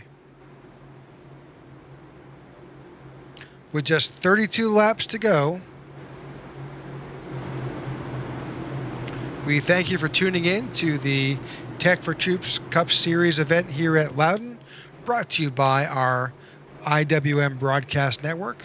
We appreciate you, and we appreciate you watching. Ready. 22's out front with Luke Bullard is outside. Green flag is out. Inside lane gets a big jump. Outside lane is stalled up. 31 laps to go. We have 3 wide. Alrighty, the action has started, folks. Here we go. It is a dogfight now. Here comes Luke Bullard back to the high side. We got some action going on. We got a lot of beating and banging going on in the middle of the pack with Slatker and the AJM boys. But Ty Bostic leads that lap. 30 to go here at New Hampshire. Almost 3 wide again. There's Jeff Nene riding that high line. Got some contact between some drivers. A lot going on right now, Rick. There sure is, and it's all the way back in the field as these guys are trying to work their way back up to the front. The 11-11 guys have got a lot of traffic to work their way back up through. That's Serwick and Allen, Ogden and Barletta, Howell, all mixing it up there as they try to chase down Ty Bostic and Luke Bullard. Joey Doucette has made his way around those guys. Is now out front 3 wide. I could have sworn I saw 4 wide there for a moment. Yeah, 2 wide barely works. 3 wide is a nightmare. 4 wide, you're just no bueno. Living on a prayer at that point. But right now, Joey Doucette is checking out from the rest of the field, already over to a second gap on second place. Close to a second there at least. As we have 3 wide, and then a wreck in the back. The 99 gets spun by Jeff Nene.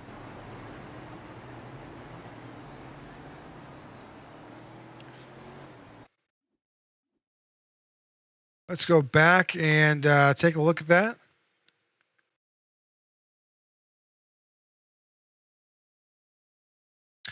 Oh, yeah. And you know what?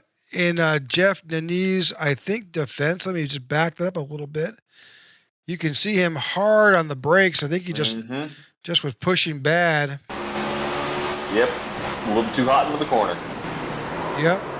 He overdrove that corner, didn't hit his braking point there, and unfortunately collected a victim of circumstance, and that's the 99 of Marco Berube. So before we jump on to our next question, we still need to answer that last one. Yeah, so I may have been a little bit more specific on the question. So this is not talking about a single race. Well, I guess I'm kind of confused by the answer, because Jeff Gordon was actually the answer to a previous question about who won the first race, which was Jeff Gordon. The question was, who holds the record for most laps led in the cumulative sense at New Hampshire without winning? So who's been out front that has never brought home a win? And that answer is Martin Truex Jr., who has led 744 laps at New Hampshire without a victory. So, Retrowave Dave, I'm a Gordon fan too, but Gordon was not the correct answer. And Castro was not Carl Edwards. So, Truex, it kind of seems that way with Truex lately, right, Rick? It seems like he can find his way out front, but just never can seal the deal. He winds up, that old phrase of always a bridesmaid, never a bride. That's the way it seemed to be this last season, just struggling. And it's almost when you look at some interviews and you hear it, you just get a feeling that his heart wasn't in it at some points. Correct. And I don't know if you know much about his story, but he's gone through a lot emotionally with him and his family, and specifically his wife. So there's a lot going on there that can take a toll on a driver. So I don't blame him for the situation and how he's felt, but it definitely does. You're correct. It seems like sometimes it's just it doesn't seem like it's in him, which he's a great driver. He wouldn't be in the Cup Series if he wasn't a good driver. He's won many races, so I think 2023 will be a bounce back year for him. I think he's going to find success, especially with how close he has come to winning his previous season. Now with how viable the Toyota is, I don't know. I mean, he's in a Toyota. I'm not mistaken. He's in a Toyota, correct? Yes. Yeah. Yes. Yeah. So with Toyota's issues, they got to figure that out. But yeah, Martin Truex Jr. has led 744 laps here at New Hampshire without a victory. So that brings me to my next question. When was Hendrick Motorsports' last win here at New Hampshire? Well, more specifically, what driver was the last driver to win for Hendrick Motorsports here at New Hampshire Motor Speedway? I'm not giving any hints. You have to know this one straight up. No hints for this question. All right, 24 laps to go here at Loudon. This is our 12th caution. Lights are off on top of our pace car. We're about to go back to green here. We have 24 laps to go. 15 cars on the lead lap. Those guys that were down have figured out a way to get back on the lead lap. It's that time, Rick. It's crunch time. We'll see who's able to prevail here late in the race. Could we have a first-time winner? Could we see a four-time winner? Who knows? But it's going to all unfold right now. Pace car drops down, and green flag is out. 24, now 23 to go. And Joey Doucette takes the lead from his AJM teammate Ian Ogden in second. Andrew Serwick is down on the low line. A wreck. He was like Christopher Howell hard into the wall. Caution has not come out. No, it looks like everybody's able to keep their cars going in the right direction. Wow, what a hard hit by Chris. So that knocks out one of your top victors this season, Christopher Howell with 2 wins. Don't know if he's able to get anything done here. As we have 3 wide racing in the back. You have the 24 going a little bit 3 wide. Here comes the 14 now. A lot of action going on back here in this pack. I don't know what the current status is of that 88 machine. Whether he's got some toe link damage and has to come back down for repairs. It's not good. It's not looking good, Rick. Yep, he's going to come down. Oh, careful on speed, but looks like Chris Howell's going to need to get a quick repair done to get that car back on the track. It's unfortunate. Pit road speed is 45 miles an hour. Oh, we got a wreck. Zachary Allen in the inside wall. Hard hit to the inside. Caution has not come out. Caution's not out yet. Caution is not out, and it's still not out. He is going in the right direction. Hard impact into the inside wall. I mean, very vicious impact. We're watching the replay right now. Contact.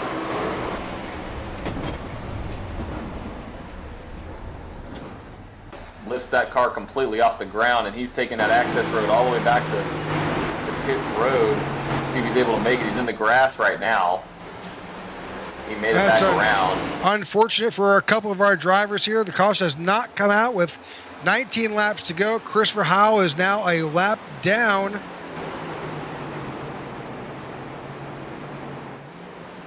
And so what that does is look at the long line of drivers behind Mr.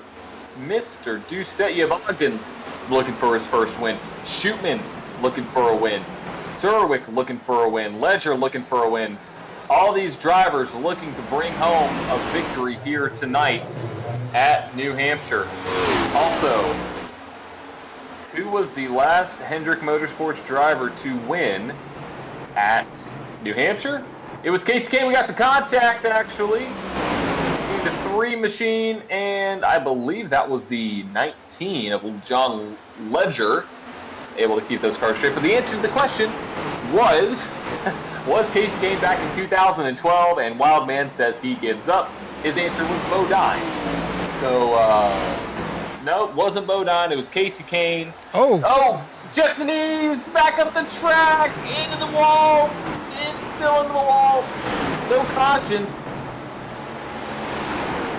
It's hard impact. it's pointed in the right direction. That's about all I can say at this point. He is still going around, but there is significant right front damage on that car. I'm not quite sure how he's making it around. Yeah, he had almost the same impact on the opposite side of the car as the 24 Zachary Allen did. Here comes Jeff down pit road. I hope he's got a quick repair. He's going to need it. Yes, he will. He definitely will. And right now, it looks like we have 3 AJM drivers up in first. Or do we? We have on Ian. The board. Well, Christopher Howell has been able to get around his teammates and is now back on the lead lap. He has, but that 21 or that front running car is Joey Doucette in the 11. Okay, and then unless am I seeing like triple or something? Because I am not hold on. Who's that front car right there in front of the 11? Is that the 88 of Howell? Yes. Yeah, he's back on the lead lap. God, that's why I was confused. I was like, what in the world's going on? Am I seeing, is there like a duplicate out there or a triple car or the AJM drivers? No, that was Christopher Howell. So yes, you were correct, which means the 11 is out front with the 21 behind him in second and the 43 in third. So those are your top 3 on the screen right now.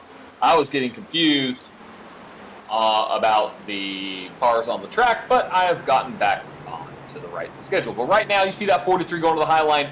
That's the preferred line that I would particularly run myself if I was at this track. I love this track. I find that you will have the most tire saving on that strategy, running that mid to high lane, getting your wheels up into that second groove, sort of diamonding the corner. Corner exit will be a little bit of a struggle, though, out of 2 if you're not high enough, which you can see right there. The 43 lost a lot of ground on the second place position of the 21. But we have a caution out right now, Rick, with 13 to go. Oh, that's no. Pete Woodrum.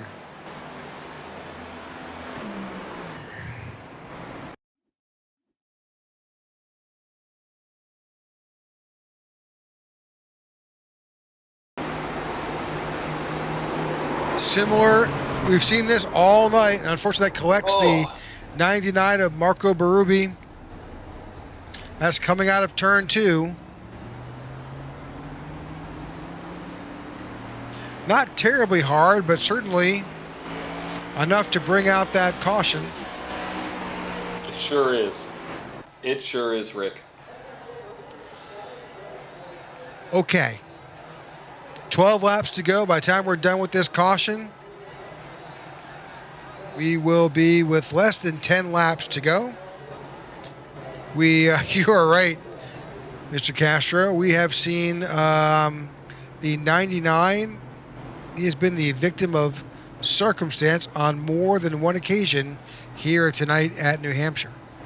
He has, and that's unfortunate because he's a great driver, and sometimes you're the bug, and sometimes you're the windshield. So it happens, and hopefully next week it'll be better for that machine. But 11 laps to go, 13th caution, which means I have another question.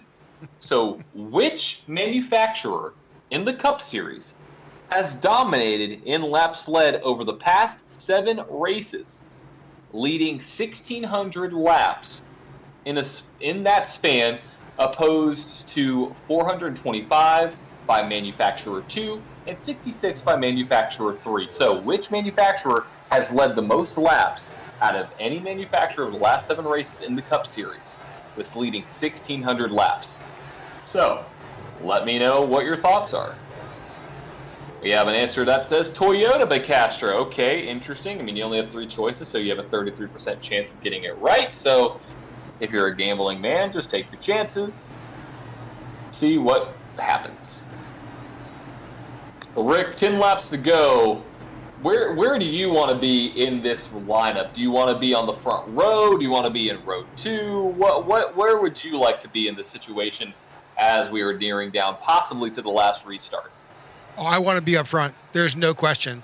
There's going to be a lot of desperation at positions 3, 4, 5, and 6, especially those trying to get some more points to move up, especially if you are on the bubble. So you've got Andrew Serwick sitting third. He's going to be right behind that control car. There's a lot of drama that's going to take place. I would want to be out front to avoid as much potential carnage as possible, especially by the time we take this green flag. There will be 8 laps to go. We'll come back under 9, and so lap 8 we'll start our last 8 laps. So we just got 1 to go from the flag man and race control, so we will get 8 laps here at New Hampshire to decide the winner. Right now, you have Joey Doucette out front, but don't look too far behind him.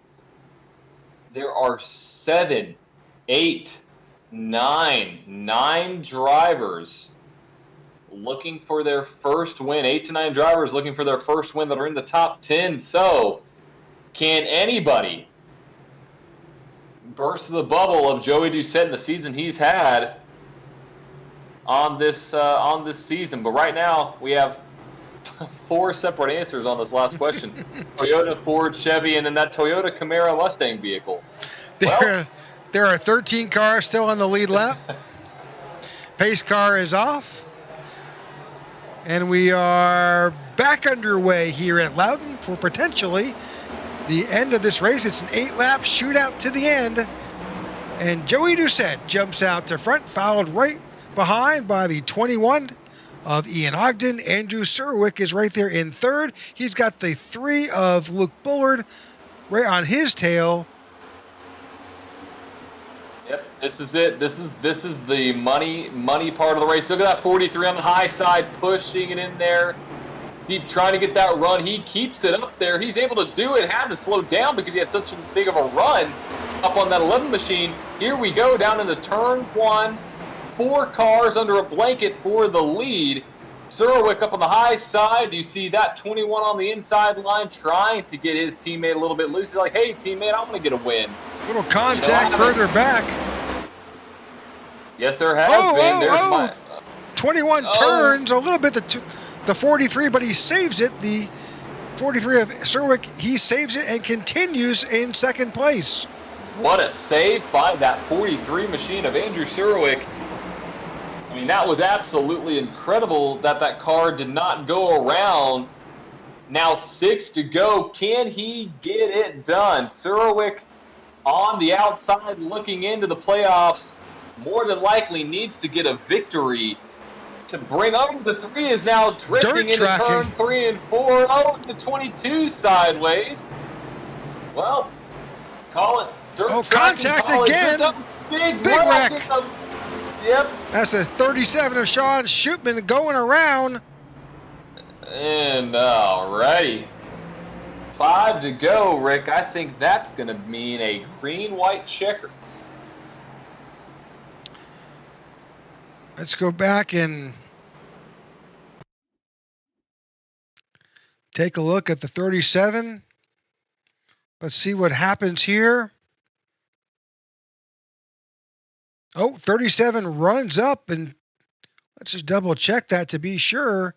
Looks like he drifts up and contacts the 3. Well, I think they are both looking for the same real estate, and unfortunately, he doors the 88 of Christopher Howell. Yep, that's just unfortunate there for the 37 machine, because it was tight racing, and at that point in time, it's almost like, what are you going to do? You know, you're up there battling, and sometimes, like I said, sometimes you're the bug, sometimes you're the windshield. And yeah, I think the 81 was also involved with, that's Harley Barletta. Watch him come on the outside here. So he hits the 88, he hits the 81 twice. Lots of carnage, folks. Yep, that 81 was looking for a victory. And right now, as it stands, that 81 all the way back in 8th, trying to get that first victory on the season. He needs it. Right now, Jeff Denis making his way around. Going to get his lap back as a lucky dog. But Rick, with 3 to go, it's all on the line now. It's green, white, checkered. You've got to put yourself in a position to win. And right now, if you're Joey Doucette, I'd be worried about the guys behind him. With how this race has gone, we've seen a lot of contact. And the way that this track is run, a lot of people run different lines, different braking points, different throttle controls, different braking controls. So even though you may expect the driver in front of you to brake at a specific time, it may not happen the way that you need. You may actually run to the back of the driver in front of you. So this could go any particular way. I can't even pick a winner. But what I do know is the answer to the last question. So, no, Dave, it wasn't that Toyota Camaro Mustang vehicle. No, Wildman, it wasn't a Ford. Bobby, it wasn't a Chevy. It was a Toyota. So Castro, looking right there, we're actually looking at a Toyota of the 11 of Joey Doucette. Toyota has led 1,600 laps out of 1,600 laps total in the last 7 races compared to their manufacturing counterparts of Ford, who has led 425 laps, and only 66 laps led by a Chevrolet. So, if you're a betting man, I wouldn't bet on any Chevy drivers to win here at New Hampshire. So there's that question. And I gotta throw another one out there. This is even a more difficult question. 11 of the last 12 race winners at New Hampshire are Cup Series champion, the lone exception being which driver? This driver won in 2017. There is your hint, and there is your question. Which driver out of the last 12 was not a champion to win at New Hampshire? It's kind of a crazy statistic to think, too, Rick, that previous Cup champions have won 11 out of the last 12. Crazy. That just shows you what that means there. So right now, Rick, we are getting a green, white, checkered, and on the inside of the line, that's the way to go on the restart. But that 43 has been strong. All right, pace car. The lights are off on top of the pace car. We are almost ready to go back. We do have 14 cars back on the lead lap.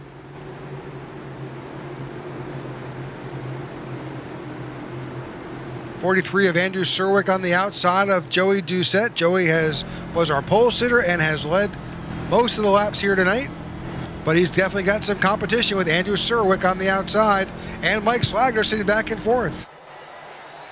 Here we go.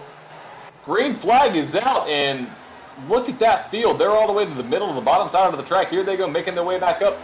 But Joey Doucette is out front here with 2 to go. Tight racing for first and second between Serwick and Ogden. They're battling off the corner. Here we go. Hoping to hang on with a clean race and get all the way around and take that white flag. Here we go. It's going to be tight racing. Coming to the white flag. White flag is out. Next flag ends the race. Serwick looking for his first victory of the season. Will we see an aggressive move out of the 43 machine? 3 wide in the back. Contact between the 14 and the 3.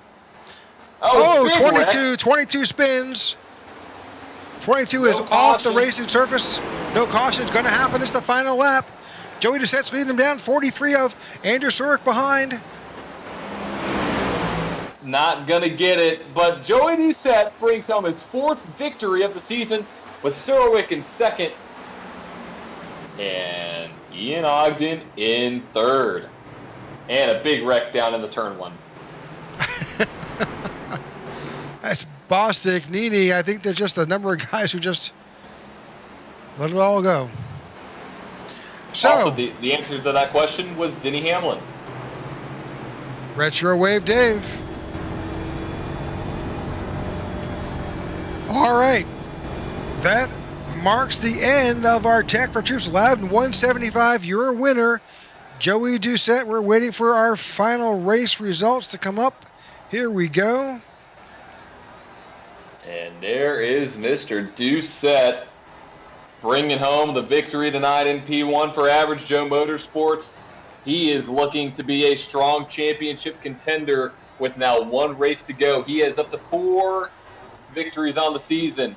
In second, a much-needed points day for Andrew Surwick, with Ian Ogden in third, Mike Slatker in fourth, Luke Bullard in fifth, John Ledger in sixth, Evan Amick with a strong 7th-place finish, Sean Shootman in 8th, Marco Berube in 9th, and rounding out your top 10 is Harley Barletta. Pete Woodrum is in 11th, Ty Bostic in 12th, Jeff Needy in 13th, Chris Howell in 14th, Zach Allen in 15th, David Watts in 16th, and Bobby Gibson in 17th. Look at the finish. It was just 0.2 of a second where Joey Doucette ekes out that battle he's been having lap after lap with Andrew Surwick. We should have all 3 of those drivers in our booth. In fact, I believe we can bring in Ian Ogden right now.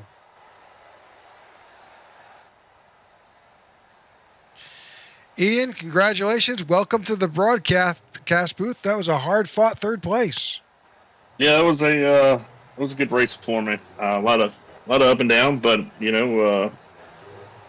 I'll definitely take being back in the broadcast booth. It's been a while. Absolutely. We're glad to have you. And so that restart, of course, there was a lot of late-breaking cautions there, but certainly there was a little bit of contact with you and Andrew there. You talking about on the final restart there? Yes, Rick? That is correct, yes. Oh, well, was there? I didn't mean to, if there was. Well, I'll have to go back and take a look at it. If I did, I'll have to apologize to Andrew. No, I absolutely completely understand. So, unfortunately, Andrew is not going to be able to join us in the booth tonight. He does not have a working mic. Yeah, that's unfortunate. So, I'll have to go back and take a look at it. Double checking it. I don't think it was intentional. I think it was just hard racing between you and Andrew. Whether it was that restart or the previous restart, it was definitely hard fought.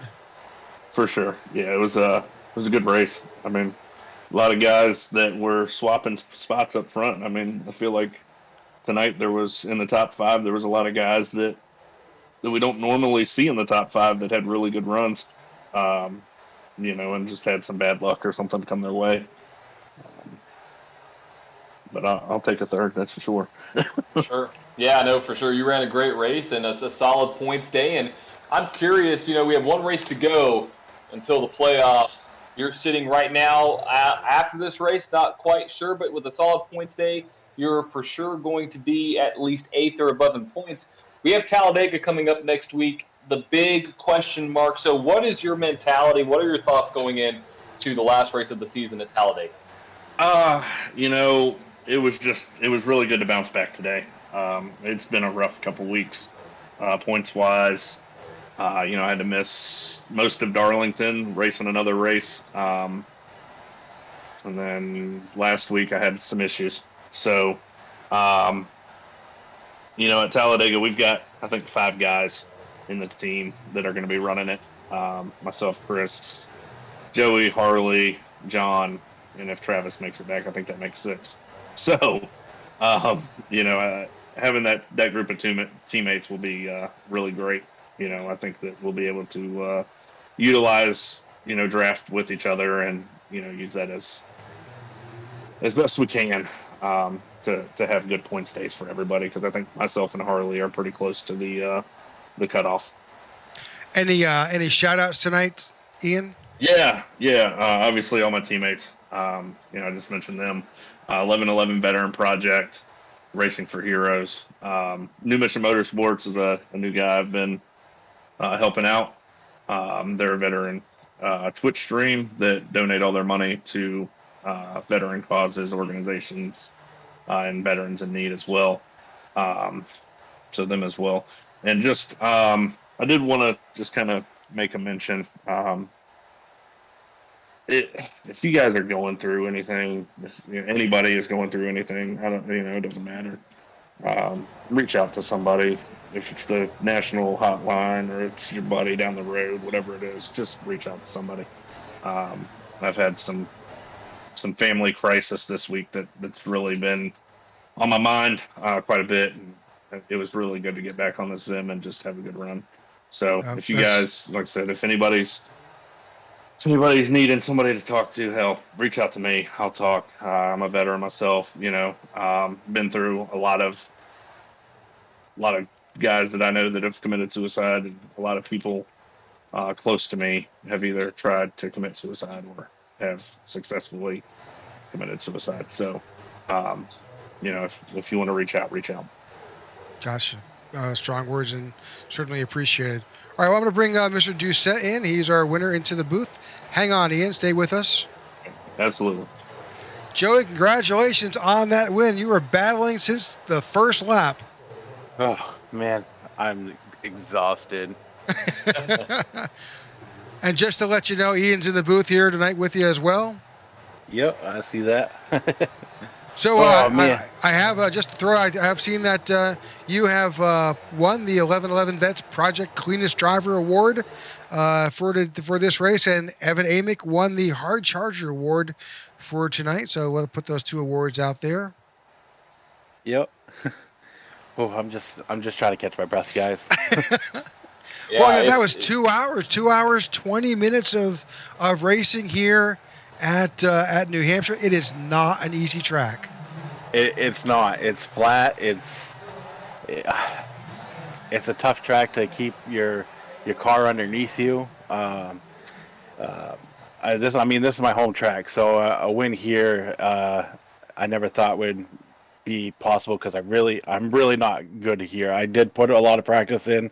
It showed it tonight, and I was there all night. I just sucks. Chris got involved in some stuff. John early, Harley. It just we were originally running 1, 2, 3, 4, and then I think a caution came out, and then it spread us apart, and we were all on different strategy on that last pit stop, and then the cautions just kept on coming. Like when I got into the lead and passed Ty, and then it was caution after caution. I'm holding these guys, and then Ty goes in and Luke goes in to get their last set of tires, and then it was caution. They were catching up, and I'm like, are my old tires going to hold them off? And thank God it did. It did, and you did a great job tonight, Joe. 4 wins on the season. You're looking to be one of the top championship favorites. So I asked Ian this same question. What is your mentality going into Talladega, into the last race of the season? Now you have the points lead. Really, no matter what happens going into the championship race, nobody else can tie you on wins. So, well, let me rephrase that. Not anybody can tie you on wins. You have one driver that could, which would be the number, or that would be Hermes Castro. But what is your mentality going into one of the most chaotic tracks on the circuit in the last race of the season? Being patient and waiting for anything in front of you to, come about. If any, just save the car for the end. And I'm going for debuts. I mean, if you're not racing for debuts and you're, why are you racing? This is about, you're going for a championship. One win from any of these guys that don't have a win, they're in the playoffs. Absolutely. I mean, so you got to go for the win. And for me, I'd like to extend my point lead. I'd like to get another win. I mean, just going into the playoffs to get more bonus points, but it's just the way, you think about it is like you just got to be patient at a super speedway. I mean, I won Daytona on a fluke in the beginning of the season. The leaders wrecked. I got in the wreck and I wobbled the car to the the finish line and won the race. So, anything could happen. So yeah, I expect a good show from these guys next week, and hopefully I can pull out another debut, or another Average Joe's teammate can pull out a debut. I mean, we're gonna all help each other, and everybody knows it. So just watch out for the 1111 project, guys. You got it. All right, that's your race winner here at Loudon. That is Joey Doucette. We congratulate him on his win. Second place was Andrew Serwick. He was not able to join us for post-race interview. And Ian Ogden, it was our third place finisher. So thank you for joining. We appreciate all the questions and your participation. in our caution trivia. Please join us next week when we bring the Tech4Troops Cup Series to the high banks of Talladega. Whatever stream you're on, Facebook, Twitch, YouTube, follow and subscribe. Tell your friends, tell your family. We'll see you next week. Thank you for joining us here on the IWM Broadcast Network. All right. Thank you, folks.